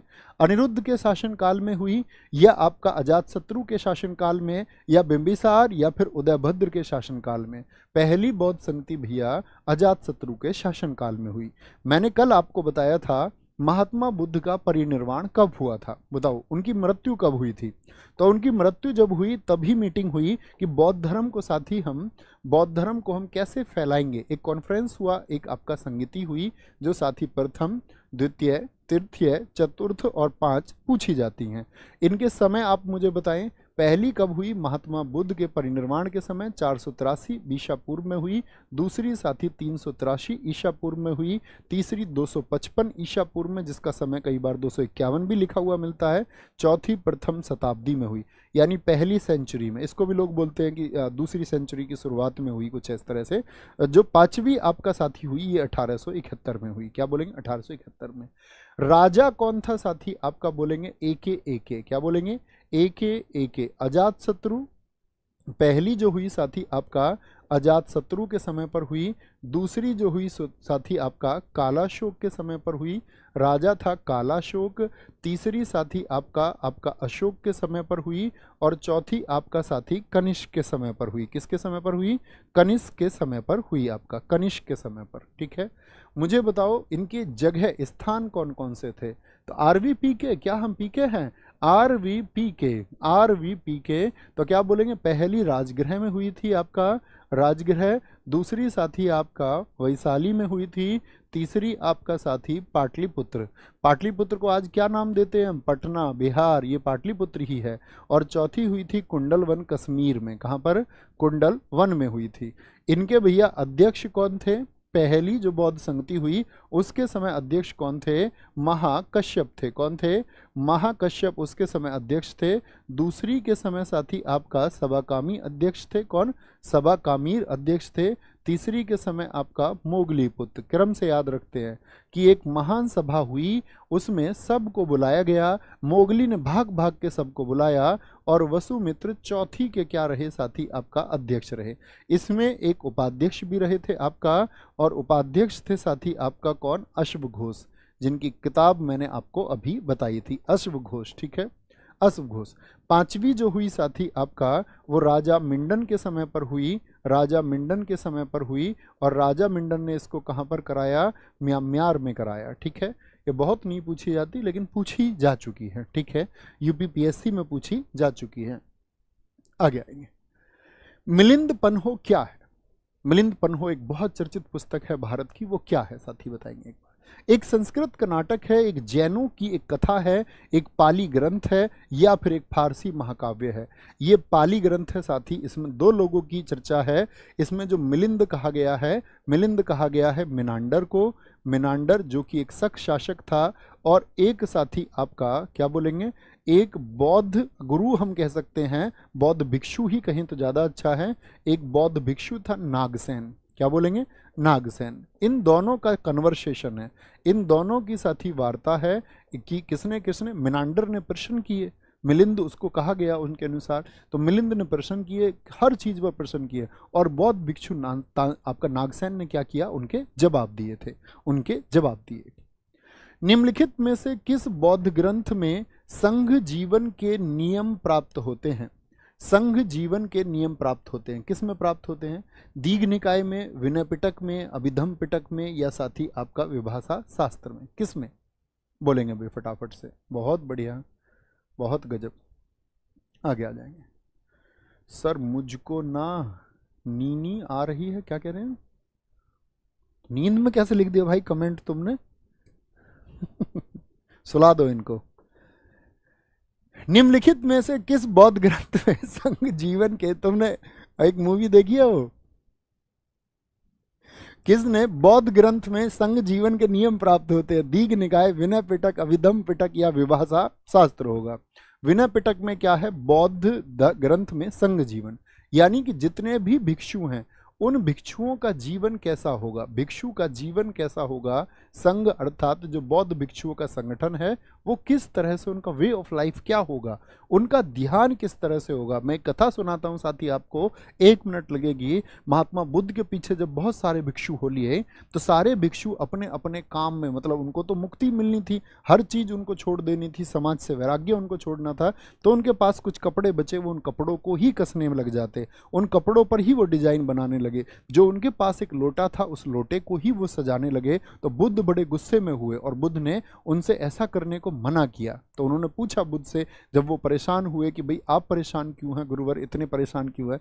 उन्होंने कहा कि तुम दुनिया को छोड़ के आए और फिर तुमने एक छोटी सी चीज जो थी उसी में ध्यान लगा लिया। जैसे बहुत सारे बच्चे कॉम्पिटिटिव एग्जाम की तैयारी करते हैं, तो उन सबको अपने अंदर धैर्य रखना है, एक सब्र रखना है, और सब्र उसके अंदर होता है जिसके अंदर बल होता है।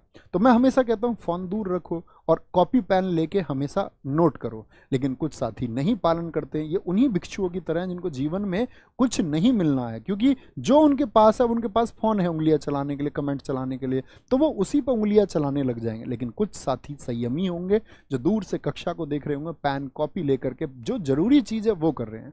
तो आपको पता होना चाहिए आपके जीवन का लक्ष्य क्या है, और आपके जीवन का जो लक्ष्य है साथी वो जीना है आपको। यानी कि अगर आप चाहते हैं कि आप औरों से बेहतर बने, तो आपको औरों से बेहतर होने के लिए बेहतर चीजें करनी होंगी। ऐसा नहीं हो सकता कि आप औरों से बेहतर भी बनना चाहते हैं और आप चीजों का चुनाव वैसे करते हैं जैसे बाकी सब करते हैं, तो आपके जो रिजल्ट्स जो होंगे वो बाकी सब की तरह होंगे। साथी ये बात याद रखना। क्या बोलेंगे? विनय पिटक हो गया। एक साथी आपका अभिधम पिटक है। अभिधम पिटक क्या कहता है? कितने पिटक हैं टोटल, संख्या बताएं जरा। ये जो मैं कहता हूं ना संख्या बताएं जरा, मैं ये नहीं कहता कि आप कमेंट करें, आपको मन में सोच लेना बस। क्या बोलेंगे? अभिधम पिटक जो है भैया वो आपका फिलॉसफी को बताता है। क्या बोलते हैं? जो फिलॉसफी के प्रिंसिपल्स हैं, जो दार्शनिक सिद्धांत हैं, दार्शनिक सिद्धांतों को बताता है। क्या? फिलोसॉफिकल प्रिंसिपल्स को वो बताता है। क्या बोलेंगे? फिलोसॉफिकल जो प्रिंसिपल्स हैं साथी, आपके प्रिंसिपल्स हैं आपके, उनको वो बताता है। तीसरा आपका आता है साथी सुत्त पिटक। क्या बोलेंगे? सुत्त पिटक में क्या बताया गया है? बौद्ध धर्म के सिद्धांत है। क्या बोलेंगे? इसमें सारे के सारे धर्म का प्रिंसिपल क्या होगा, बौद्ध धर्म क्या है, आपको किस तरीके से साथी बौद्ध धर्म को मानना है। और साथ में ही आपसे पूछे कि बौद्ध धर्म यानी बुद्ध की जो स्पीचेज हैं, जो बुद्ध के उपदेश हैं, वो किस में लिखे हुए हैं? सुत्त पिटक। यानी कि अगर आपको बौद्ध धर्म को जानना है तो आपको सुत्त पिटक को पढ़ना पड़ेगा। किसको? सुत्त पिटक को आपको पढ़ना पड़ेगा। इसीलिए उसको बोलते हैं एनसाइक्लोपीडिया ऑफ बौद्ध धर्म, इसीलिए उसको बोलते हैं ऑक्सफोर्ड ऑफ बौद्ध धर्म। सूची 1 को सूची 2 से मिलान करें और कूट से सही उत्तर चुनें। ठीक है, ये गंगा नदी बनने से पहले उसकी जो धाराओं का मिलन होता है वो पूछा गया है। बताएंगे जी फटाफट से। और आज के बाद ये गलती बहुत बच्चे करते हैं, लेकिन आप चाह के भी गलत नहीं करेंगे। देखना, सब में अलकनंदा कॉमन होता है, तो अलकनंदा को तो भूल ही जाओ।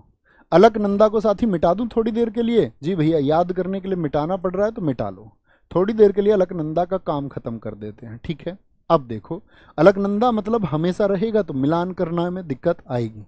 अलकनंदा रिजर्व हो गया? हो गया जी।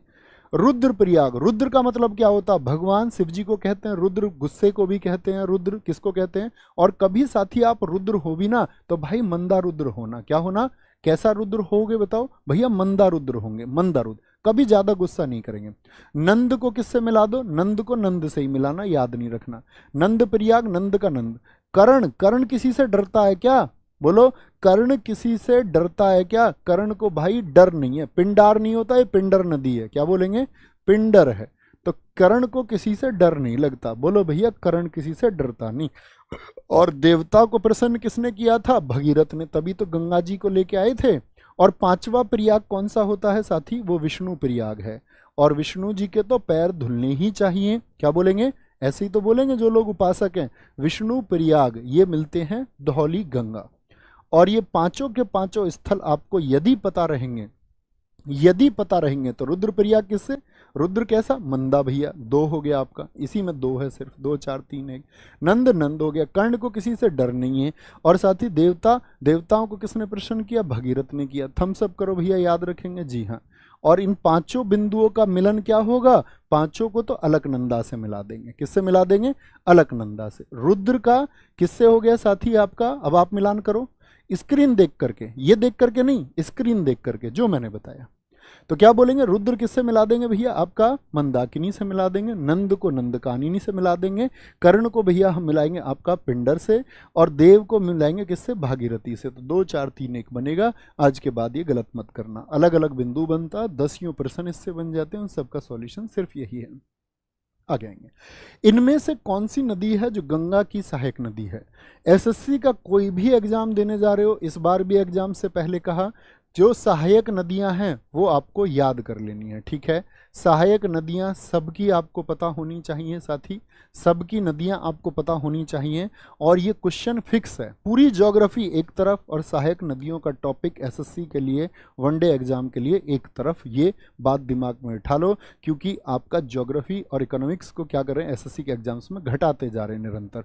ये वो कुछ टॉपिक्स हैं जो लगातार पूछे जाते हैं। तो सोन, बेतवा, केन और चंबल, भैया सोन नदी नहीं, क्या बोलेंगे, सोन नदी है आपका गंगा की सहायक नदियां। बेतवा, केन और चंबल ये किसकी सहायक नदी हैं, ये यमुना की सहायक नदी हैं। किसकी, ये भैया यमुना की सहायक नदी हैं। अगर मैं पूछूं गंगा की कुछ सहायक नदियां बताओ, तो सबसे लंबी सहायक नदी किसको कहेंगे, सबसे जो लंबी सहायक नदी है गंगा की, द लॉन्गेस्ट साथी ट्रिब्यूटरी कौन सी है, सबसे लंबी सहायक नदी वो हम कहेंगे भैया यमुना है। मैंने आपको गंगा जी की लंबाई कितनी बताई थी कुल, साथी बताएं। अन्य सहायक नदियां बताएं कुछ जो आप जानते हो, अदर ट्रिब्यूटरीज कौन कौन सी हैं साथी। अन्य सहायक नदियों में एक नाम आएगा आपका साथी, गंगा जी की सहायक नदी रामगंगा है। एक आएगा आपका सरयू, बताओ सरयू कहाँ पर बहती है, अयोध्या में बहती है। तीसरा आएगा गंडक का नाम। चौथा जो सबसे ज्यादा रास्ते बदलने वाली कोसी है, क्या बोलेंगे, कोसी है। पांचवा महानदी, महानदी उड़ीसा में है, कहां पर है, उड़ीसा में है। छठा साथी आपका तमसा होगा, क्या, तमसा रिवर। याद करेंगे हम, बार बार क्वेश्चन लाता रहूंगा, जब तक सहायक नदियां याद नहीं हो जाएंगी तब तक प्रश्न करते रहेंगे। आगे, इनमें से अगला क्वेश्चन, निम्न नदियों में से कौन अपने मार्ग में परिवर्तन करने के लिए कुख्यात है। अभी जस्ट मैंने बोला सबसे ज्यादा रास्ता कौन बदलती है साथी, वो कोसी नदी है। तो कोसी नदी, क्या बोलोगे, कोसी नदी आपका साथी कहाँ का शोक है, तो कोसी नदी जो है आपका बिहार का शोक है। कहाँ का है, बिहार का शोक है भैया। बिहार होने से पहले तो आदमी ब्याह के लिए भागता रहता है, और ब्याह होने के बाद में आदमी क्या करने लगता है, कुछ लोग तो ब्याह को ही कोसने लगते हैं, क्या बोलेंगे, ब्याह होने के बाद में लोग बाग भी आदमी को कोसने लग जाते हैं, ठीक है। तो ब्याह के बाद क्या करते हैं, सब कोसने लग जाते हैं। दामोदर, क्या बोलेंगे, बंगाल का शोक है। कहाँ का शोक है, बंगाल का। शोक का मतलब होता है इन नदियों में बाढ़ आती है और जो है जान माल की बहुत हानि होती है, इसीलिए उसको शोक बोलते हैं। अच्छा, दाम अगर आपके पास होंगे तभी तो बंगला लोगे। बंगाल को मैं हमेशा बोलता हूँ बंगला, क्या बोलोगे, दाम होंगे तो बंगला लेंगे भैया। मुझे बताओ पीली नदी कौन सी है, पीली नदी जिसको हम हुआंगहो नदी कहते हैं, हुआंगहो नदी कहते हैं, ये साथी कहाँ की नदी है आपका, ये चीन का शोक है। चीनी तो खुद भी पीले ही हैं, आप जानते हैं, पीले पीले ही तो होते हैं चीनी, जी हाँ। और आपका दामोदर जो नदी है, जो बंगाल का शोक है, दामोदर नदी साथी ये झारखंड का भी शोक है। कहाँ का, झारखंड में भी बाढ़ लेके आती है, लोगों को परेशान करती है, लोगों को परेशान। बहुत बढ़िया विशाल जांगीर साथी, आप मुस्कुराए, हमारा दिन बन गया। हमेशा ऐसे ही मुस्कुराते रहिए। निम्नलिखित में से कौन सी नदी घाटी बेसिन क्षेत्र की, बेसिन मतलब समझ रहे, घाटी को ही बेसिन बोलते हैं, घाटी क्षेत्रफल की दृष्टि से सबसे बड़ी है, यानी कि जिसका घाटियों में जो बहने का स्थल है वो सबसे ज्यादा है। तो घाटी क्षेत्रफल सबसे ज्यादा किसका? कावेरी का, नर्मदा का, महानदी का, या फिर ताप्ती का? महानदी का। महानदी कहाँ पर बहती है साथी? क्या बोलेंगे भैया? महानदी छत्तीसगढ़ में भी बहती है, एमपी में भी बहती है, उड़ीसा में भी बहती है, आपका आपका झारखंड में, एमपी तो झारखंड में भी बहती है, और महाराष्ट्र में भी बहती है। और सबसे बड़ा इसका घाटी क्षेत्रफल है 1,41,589 वर्ग किलोमीटर का है। कितना है? 1,41,589 वर्ग किलोमीटर। 1,41,589 वर्ग किलोमीटर क्या है? इसका क्षेत्रफल है, जो घाटी का क्षेत्रफल है, जिस घाटियों में ये बहती है। कोई दिक्कत, कोई परेशानी? बहुत बढ़िया पिंकी कुमारी, ऐसे ही दिल तुम दुनिया को भेजते रहो। नर्मदा और तापी नदियों के मध्य स्थित है। कौन सी नदियों के? नर्मदा और तापी जो दो नदियां हैं उनके बीच में क्या स्थित है? विंध्याचल पर्वत है क्या साथी? सतपुड़ा श्रेणियां हैं, राजमहल की पहाड़ियां हैं, या फिर अरावली की पहाड़ियां हैं? नर्मदा और तापी के मध्य बोलेंगे जी क्या क्या मौजूद है? तो क्या बोलेंगे भैया किस किस के बीच? अगर मैं बात करूं नर्मदा नदी की, तो नर्मदा नदी साथी जिसको हम रेवा रिवर भी कहते हैं, जिसको हम रेवा नदी भी कहते हैं, इसको ही साथी नर्मदा को हम बोलते हैं मध्य प्रदेश और आपका गुजरात की लाइफलाइन। मध्य प्रदेश और गुजरात की लाइफलाइन किसको कहा जाता है? कि जीवन रेखा किसको कहा जाता है? क्योंकि वहाँ पर सिंचाई आदि का कार्य करती है। और साथ ही ये कहाँ से निकलती है? अमरकंटक एमपी से निकलती है। क्या बोलेंगे? अमरकंटक प्लेस से क्या है? इसका ओरिजिन है, इसका उद्गम है। कहाँ से है? एमपी से है। क्या बोलेंगे? एमपी से इसका उद्गम है। अगर हम ताप्ती रिवर की बात करें साथी, जिसको हम तापी भी कहते हैं, तापी इसी का नाम है, ये कहाँ से निकलती है? ये मुल्ताई एमपी से निकलती है। क्या बोलेंगे? मुल्ताई एमपी से साथी क्या है? ये आपका एमपी मध्य प्रदेश से ये निकलती है, मुल्ताई एमपी से निकलती है। और किसके मध्य स्थित है? तो ये कहाँ पर है? एमपी में साथी क्या पड़ेगा आपका? सतपुड़ा की श्रेणियां पड़ेंगी, और सतपुड़ा की श्रेणियां के मध्य ये स्थित है। भारत में हरित क्रांति का जनक किसको कहा जाता है? बोलेंगे who is the father of green revolution? VKRV Rao, मैंने आपको बताया था, इन्होंने राष्ट्रीय आय की पहली वैज्ञानिक गणना की थी। हनुमंथा राव हैं क्या साथी आपका? या ML दांतवाला हैं? क्या बोलेंगे? कोई दांतवाला डाढ़वाला नहीं है भैया, MS स्वामीनाथन है। ठीक है, लेकिन मैं पूछ लूं, विश्व में अगर पूछ ले पूरे वर्ल्ड में ग्रीन रिवॉल्यूशन के जनक कौन है? तो नॉर्मन बोरलाग हैं। नॉर्मन बोरलाग हैं, जो बाद में USA रहने लग गए थे। ये थे कहाँ के साथी आपका? मैक्सिको। कहाँ के थे? मैक्सिको के थे। कहाँ के थे? मैक्सिको के ये थे। ठीक है, अच्छा मुझे बताओ, भारत में जो पहली बार हरित क्रांति आई तो वो कब आई थी? पहली बार साथी जो ग्रीन रिवॉल्यूशन आया, पहली बार जब साथी ग्रीन रिवॉल्यूशन आया वो कब आया था? तो आप बोलेंगे पहली बार ग्रीन रिवॉल्यूशन आया 1966-67 में। क्या बोलेंगे? 1966-67 में। और साथ ही इस टाइम PM कौन थे हमारे देश के? तो लाल बहादुर शास्त्री जी थे। कौन थे? लाल बहादुर शास्त्री जी थे। आप लोगों को पता होगा कि उस समय हम अन्न से बड़ा कमज़ोर थे, क्योंकि भारत पाकिस्तान का युद्ध 1965 में हुआ था। उससे पहले चाइना वार, हमारी इकोनॉमिक कंडीशंस ठीक नहीं थी। अमेरिका तक ने, क्योंकि वो पाकिस्तान का समर्थक था 1965 के युद्ध तक, हमको गेहूं देने से इनकार कर दिया। लाल बहादुर शास्त्री जी ने इस देश को संदेश दिया और कहा कि जो भी खेती योग्य भूमि है उन पर हल किसान चलाए, और किसानों ने मेहनत की। इवन उन्होंने खुद, साथी आपका याद रख लेना, जो प्रधानमंत्री आवास था, राष्ट्रपति भवन था, वहां पर भी जो पार्क थे उन तक में भी आपका गेहूं आपका उगाया गया। और हमारा प्रोडक्शन एक साल में इतना बढ़ा कि हम इस दुनिया को गेहूं देने के लायक हुए।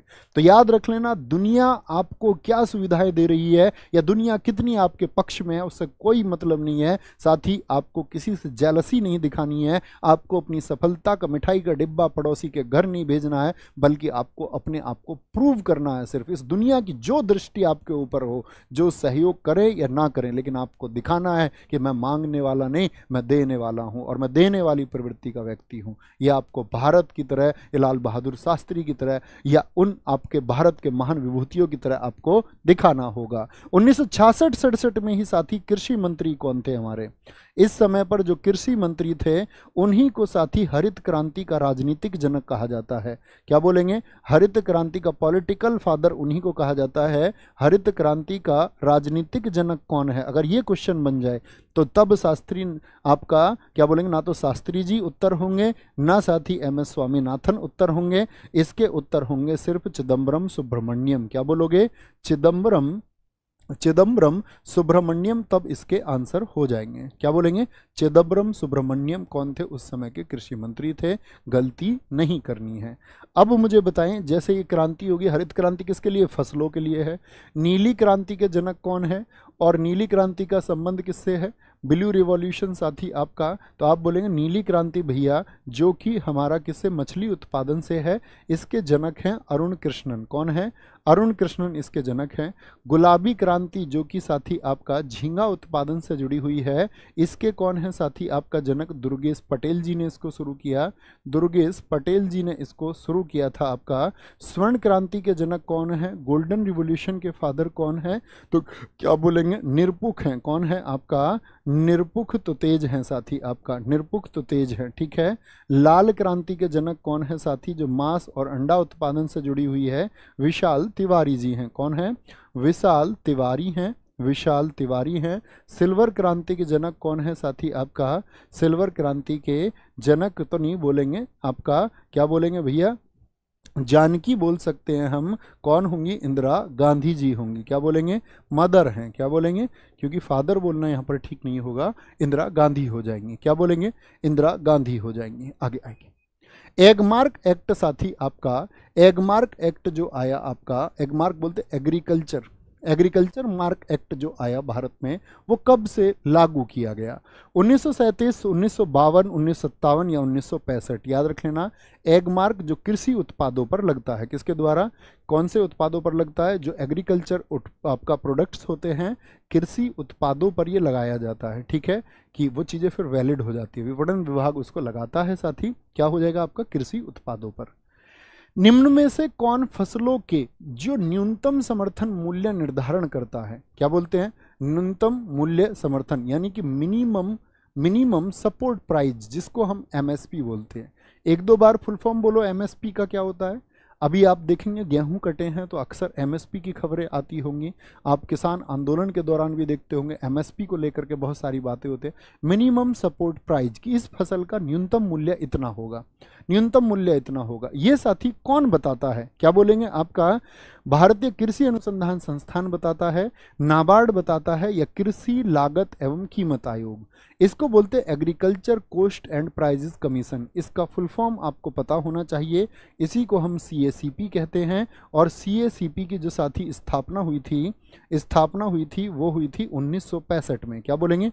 1965 में। तब इसका नाम था एग्रीकल्चर प्राइज कमीशन। ठीक है, एग्रीकल्चर प्राइज कमीशन इसको हम कहते थे उस टाइम पे। एग्रीकल्चर प्राइस कमीशन का मतलब क्या होता है आपका? कृषि मूल्य आयोग। क्या नाम था इसका?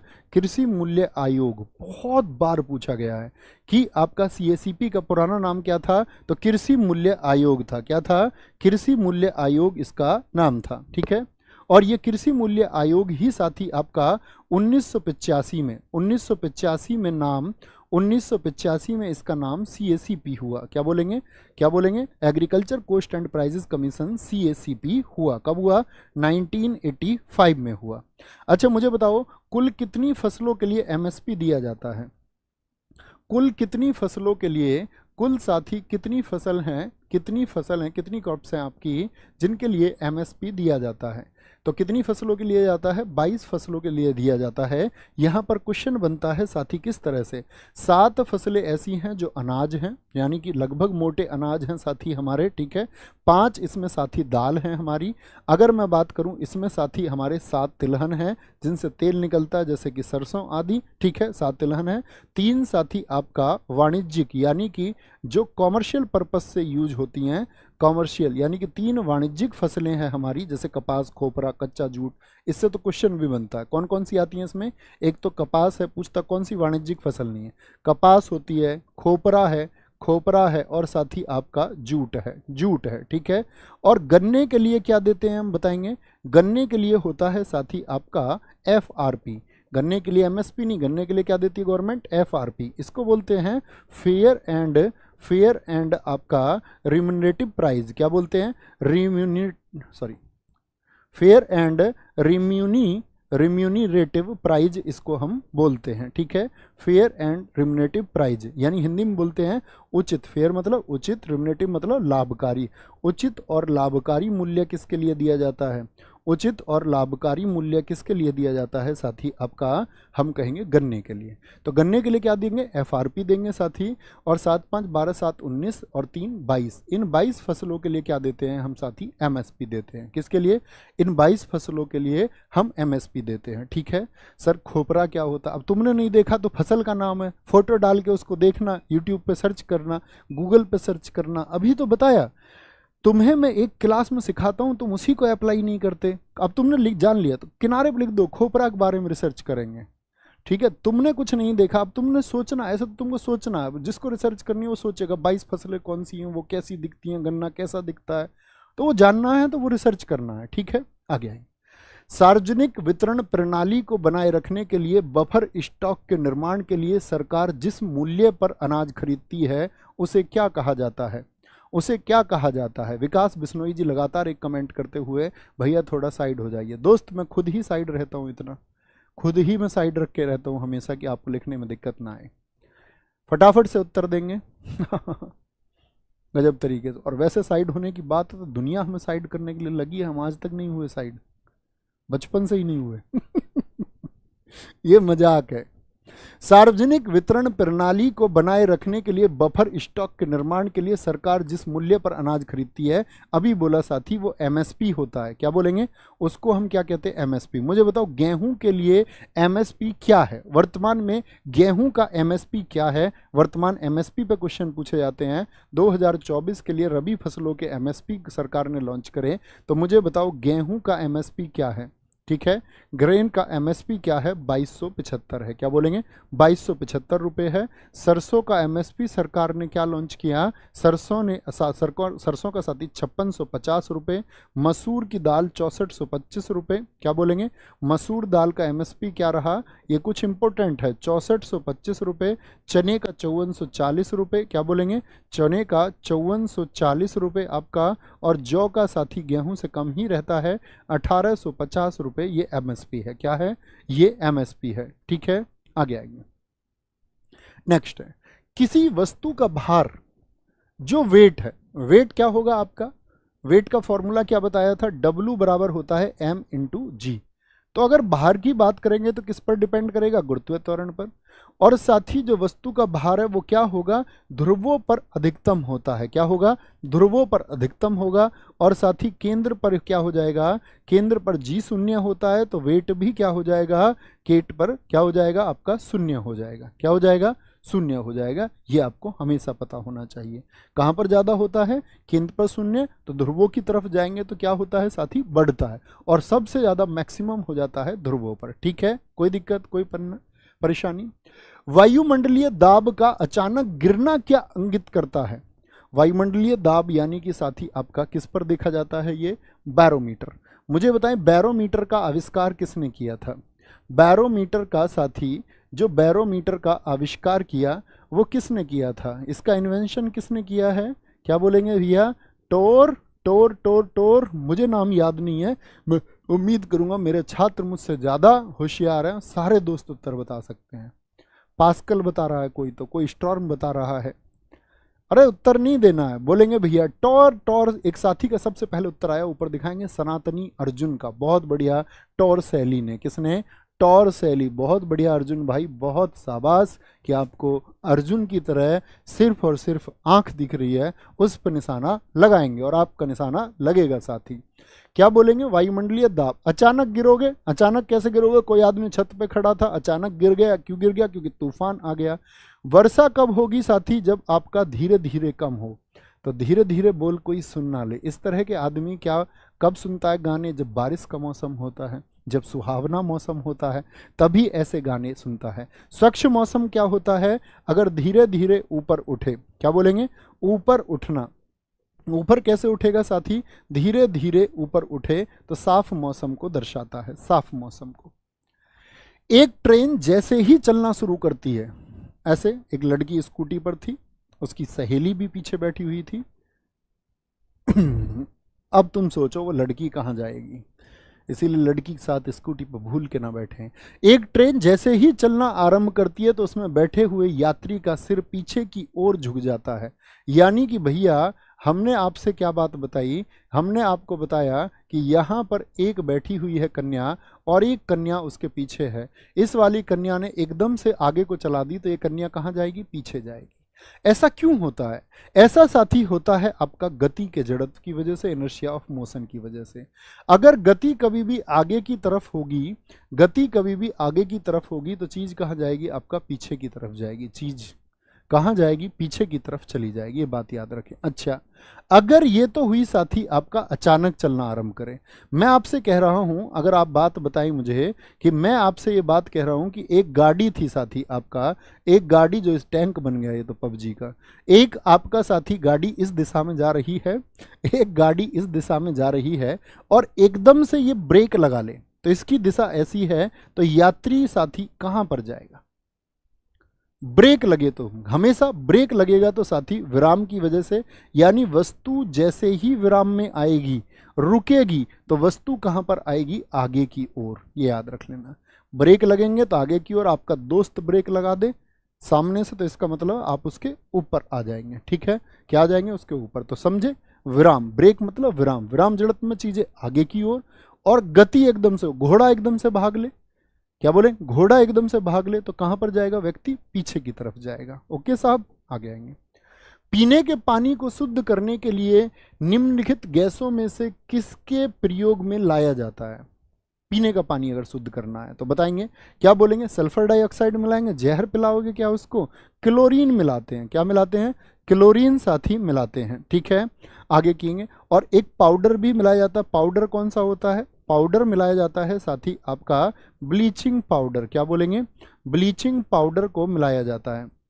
ब्लीचिंग पाउडर को मिलाया जाता है और ब्लीचिंग पाउडर होता है CaOCl2। ठीक है, CaOCl2 जिसको हम बोलते हैं कैल्शियम हाइपोक्लोराइट। मैं आपसे कभी भी नाम पूछूं कि ब्लीचिंग पाउडर का रासायनिक नाम क्या है तो कैल्शियम हाइपोक्लोराइट है। क्या बोलेंगे? कैल्शियम हाइपोक्लोराइट है। क्या है जी? कैल्शियम हाइपोक्लोराइट होगा। कभी गलती नहीं करेंगे। आगे आएंगे। कुछ साथी आपका अलॉय लिखे हुए हैं, मिश्र धातु लिखे हुए हैं, मिश्र धातु लिखे हुए हैं। भैया आप पबजी खेलते हो क्या? नहीं साथी, मैं पबजी नहीं खेलता हूं, लेकिन मैं पबजी खेलता था। ठीक है, पबजी मैं खेलता था, उसी वजह से मैं सेलेक्ट नहीं हो पाया था। अब ठीक है, ये सही रहेगा। ऐसे थोड़ी है भाई, किसी चीज को हम पूर्ण रूप से जाने तभी पता है। ऐसे तुम मुझसे संसार के बारे में कुछ भी पूछोगे, आर्टिफिशियल इंटेलिजेंस से लेकर के वैदिक युग की कोई बात तो मैं बता ही दूंगा, लेकिन ऐसा थोड़ी मैंने वो स्वयं अनुभव किया है। आगे आएंगे। तो स्टेनलेस स्टील साथी किससे मिलकर के बनी होती है? जर्मन सिल्वर किससे मिलकर बनी होती है? कांसा किससे मिलकर बना होता है? पीतल साथी किससे मिलकर बना होता है? एक बार बताएंगे। तो पीतल जिसको हम ब्रास कहते हैं, पीतल जिसको हम ब्रास कहते हैं साथी, ये मिलके बनता है आपका किससे? कॉपर और जिंक से। यानी कि Cu+Zn आप लोग याद रखेंगे अभी कि इससे मिलके क्या बनता है? हमारा पीतल बनता है। ठीक है, स्टेनलेस स्टील की साथ ही हम बात करें, क्रोमियम से बनता है आपका। एक शब्द याद रखें, क्रोमियम हमेशा कॉमन मिलेगा। जर्मन सिल्वर की अगर हम बात करते हैं साथी, देखो यहां से बहुत इंपॉर्टेंट क्वेश्चन बनता है, कॉपर, जिंक और निकिल से। मुझे बताओ क्या जर्मन सिल्वर में जो सिल्वर है वो कितने % होता है?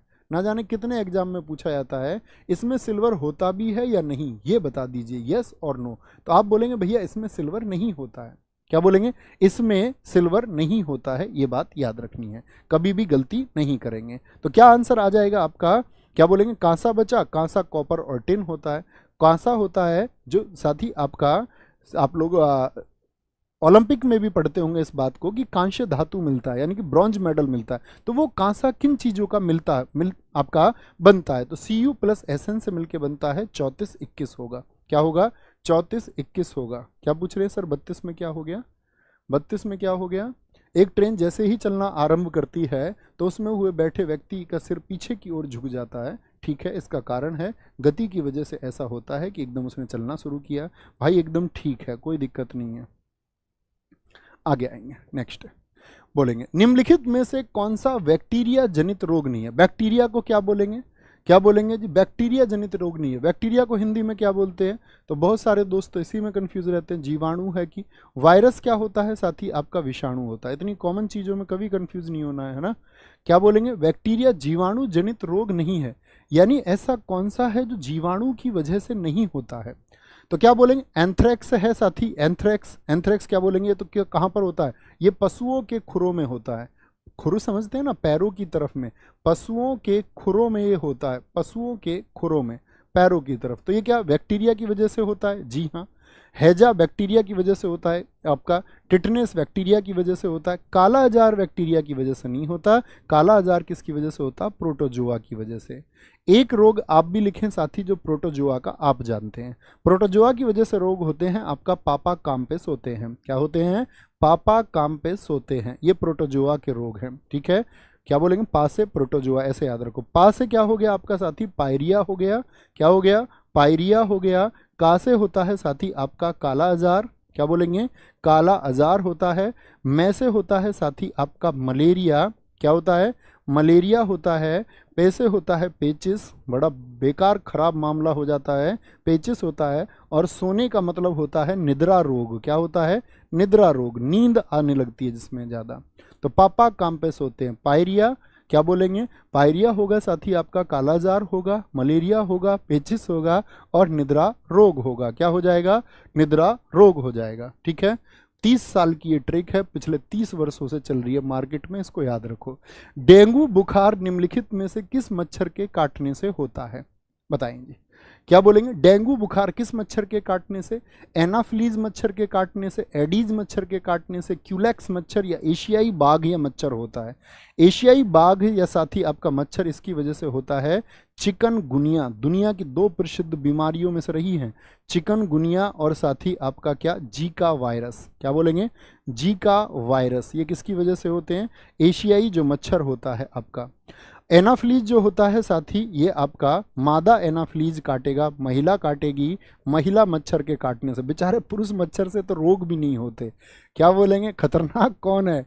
डेंगू बुखार किसकी वजह से होता है? वो साथी एडीज की वजह से होता है। किसकी वजह से होता है? एडीज की वजह से होता है। और डेंगू बुखार साथी विषाणु जनित रोग है।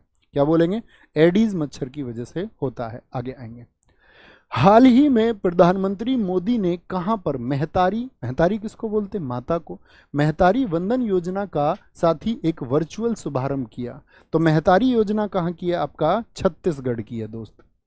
कहाँ की है? छत्तीसगढ़ की है। और छत्तीसगढ़ में ही साथी आपका सीएम मितान योजना।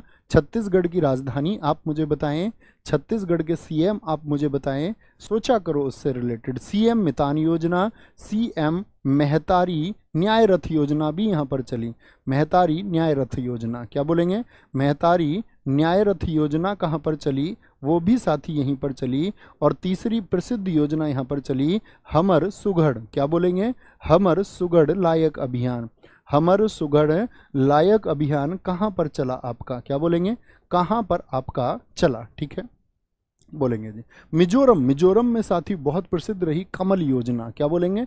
कमल योजना कहाँ पर चली आपका? तो वो रही आपका मिजोरम में। मणिपुर की पूछे साथी स्कूल ऑन, क्या बोलेंगे? School on wheels. School on wheels योजना कहाँ पर चली? स्कूल ऑन व्हील्स स्कीम कहाँ पर चली? मध्य प्रदेश की बात करें, सीएम बाल आशीर्वाद योजना। क्या बोलेंगे? सीएम बाल आशीर्वाद योजना कहाँ पर चली आपका? मध्य प्रदेश में दोस्त चली है। कहाँ पर? एमपी में साथी। आगे आएंगे, नेक्स्ट। हाल ही में कौन भारतीय पैरालंपिक समिति के नए अध्यक्ष बने हैं? पैरालंपिक समिति समझते हैं साथी, एक तो ओलंपिक होता है, एक हमारे जो दिव्यांगजन खिलाड़ी होते हैं वो ओलंपिक में भाग लेते हैं, और ओलंपिक में भाग लेने वाले उन्हीं खिलाड़ियों के लिए होते हैं पैरालंपिक। ठीक है, और अगर मैं आपसे पूछूं पहले पैरालंपिक गेम्स कब हुए थे, ना जाने कितनी बार एसएससी पूछ चुका है। पहले पैरालंपिक गेम्स हुए थे साथी आपका 1960 में। कब? 1960 में रोम में हुए थे। कहाँ पर हुए थे? 1960 में रोम पर हुए थे। और साथ ही पैरालंपिक से एक और क्वेश्चन याद रख लेना, जो राष्ट्रीय पैरालंपिक समिति है इसकी स्थापना कब हुई थी? इसकी राष्ट्रीय पैरालंपिक समिति की जो स्थापना है वो हुई थी 1992 में। अगर मैं आपसे पूछूं इंटरनेशनल पैरालंपिक कमेटी कब बनी?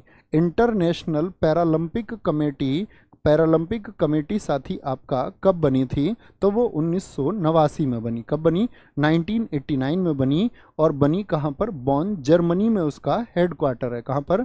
बॉन, जर्मनी में उसका हेडक्वार्टर है। ठीक है, तो कौन बने हैं पैरालंपिक समिति के अध्यक्ष? वो बने हैं देवेंद्र झाझरिया। किस खेल से जुड़े हुए हैं देवेंद्र झाझरिया? तो भाला फेंक से जुड़े हुए हैं। 3 मेडल जीत चुके हैं ये, भाला फेंक से ये जुड़े हुए हैं। ठीक है, ये बात याद रख लेना, कोई दिक्कत कोई परेशानी? अच्छा, यहां पर अन्य क्वेश्चन भी बन सकते हैं। इनसे पहले अध्यक्ष कौन थी बताएंगे? इनसे पहले कौन अध्यक्ष थी? देवेंद्र झांझरिया से पहले साथी कौन थी? देवेंद्र झांझरिया से पहले थी भैया हमारा कौन? दीपा मलिक। ठीक है, कौन थी इनसे पहले? इनसे पहले थी दीपा मलिक। और दीपा मलिक साथी बहुत चर्चित खिलाड़ी हैं भारत की। और दीपा मलिक याद रख लेना वही हैं जिन्होंने आपके लिए पहली इंडियन महिला थी, ये पहली इंडियन महिला थी जिन्होंने भारत के लिए पदक जीता था। पहली इंडियन महिला पदक जीतने वाली। कौन सा गेम ये खेलती हैं बताएं? कब इन्होंने पदक जीता था साथी आपका? 2016 में। क्या बोलेंगे? शॉर्ट पुट गेम यानी कि आपका ये खेलती हैं, और उसमें इन्होंने सिल्वर जीता था। क्या बोलेंगे? सिल्वर जीता था।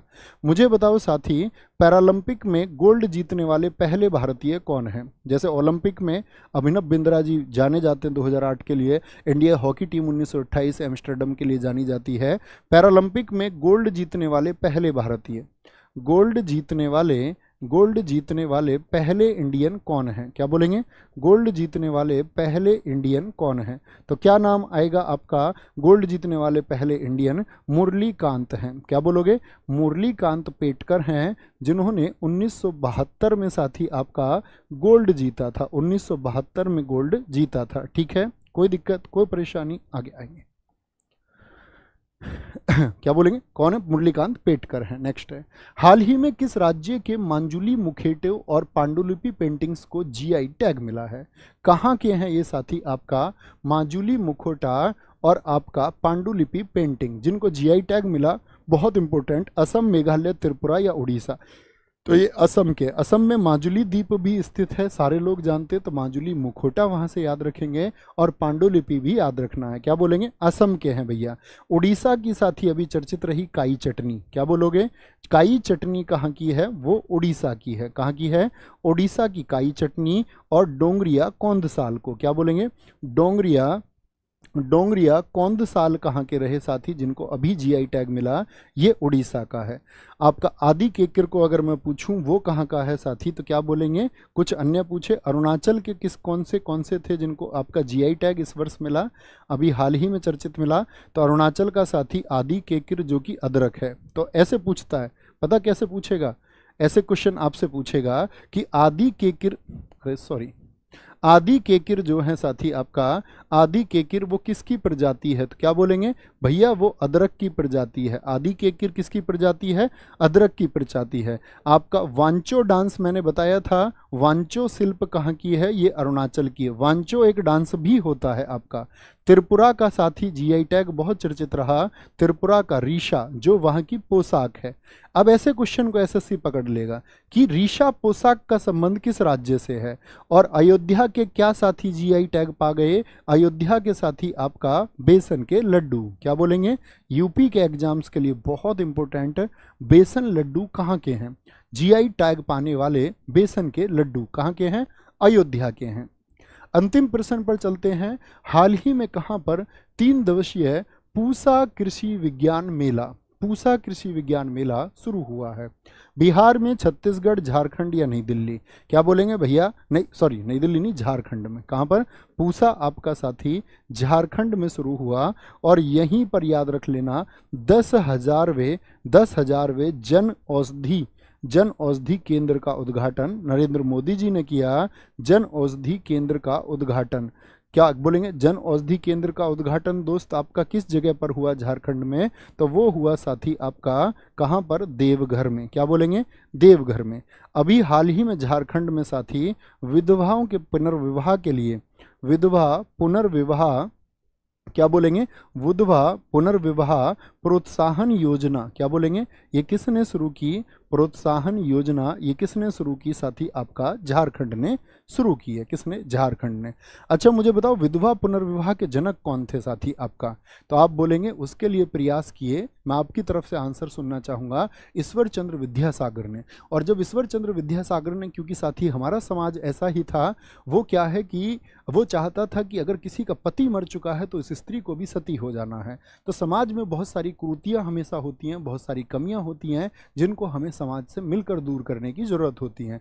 बहुत सारे ऊंच नीच के भेदभाव, बहुत सारे जातिगत भेदभाव, ऐसी चीजों को पहले भी बहुत महापुरुषों ने दूर किया है और उसके लिए उन्होंने संघर्ष किया है। तो साथ ही ये विधवा पुनर्विवाह की लड़ाई लड़ी ईश्वर चंद्र विद्यासागर ने। तो याद रख लेना साथी, इस समाज में जिसके परिवेश में आप रहते हैं, आपको दुनिया के ढर्रे पर नहीं चलना है, आपको सही चीजें करनी है, जो चीजें सही हैं। अगर आपको लगता है वो सही है तो वो एकदम से सही है, लेकिन वो सही होना सच में सही होना चाहिए। ऐसा ना हो आपकी गलत को सही मान लें। तो ऐसा बीड़ा उठाएं और अपनी चीज़ों को परिवर्तित करने के लिए आगे बढ़ें।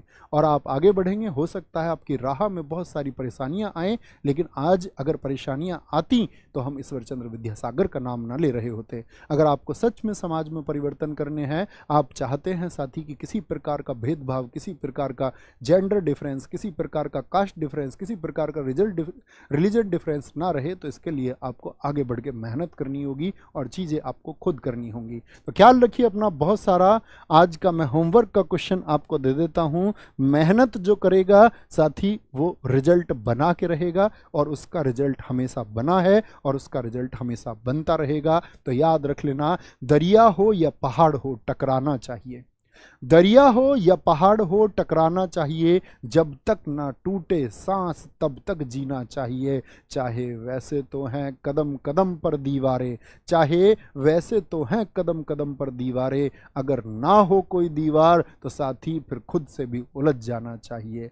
ये हमारे एक छात्र हैं बादल, उन्होंने भेजी पंक्तियाँ कि भैया ये बोलना है, तो ये बोल रहे हैं साथी एक भाई के लिए। तो ख्याल रखिए अपना बहुत सारा। बाय बाय, टेक केयर, जय हिंद, जय भारत, जय मां सरस्वती, नमस्ते, thank you, love you all.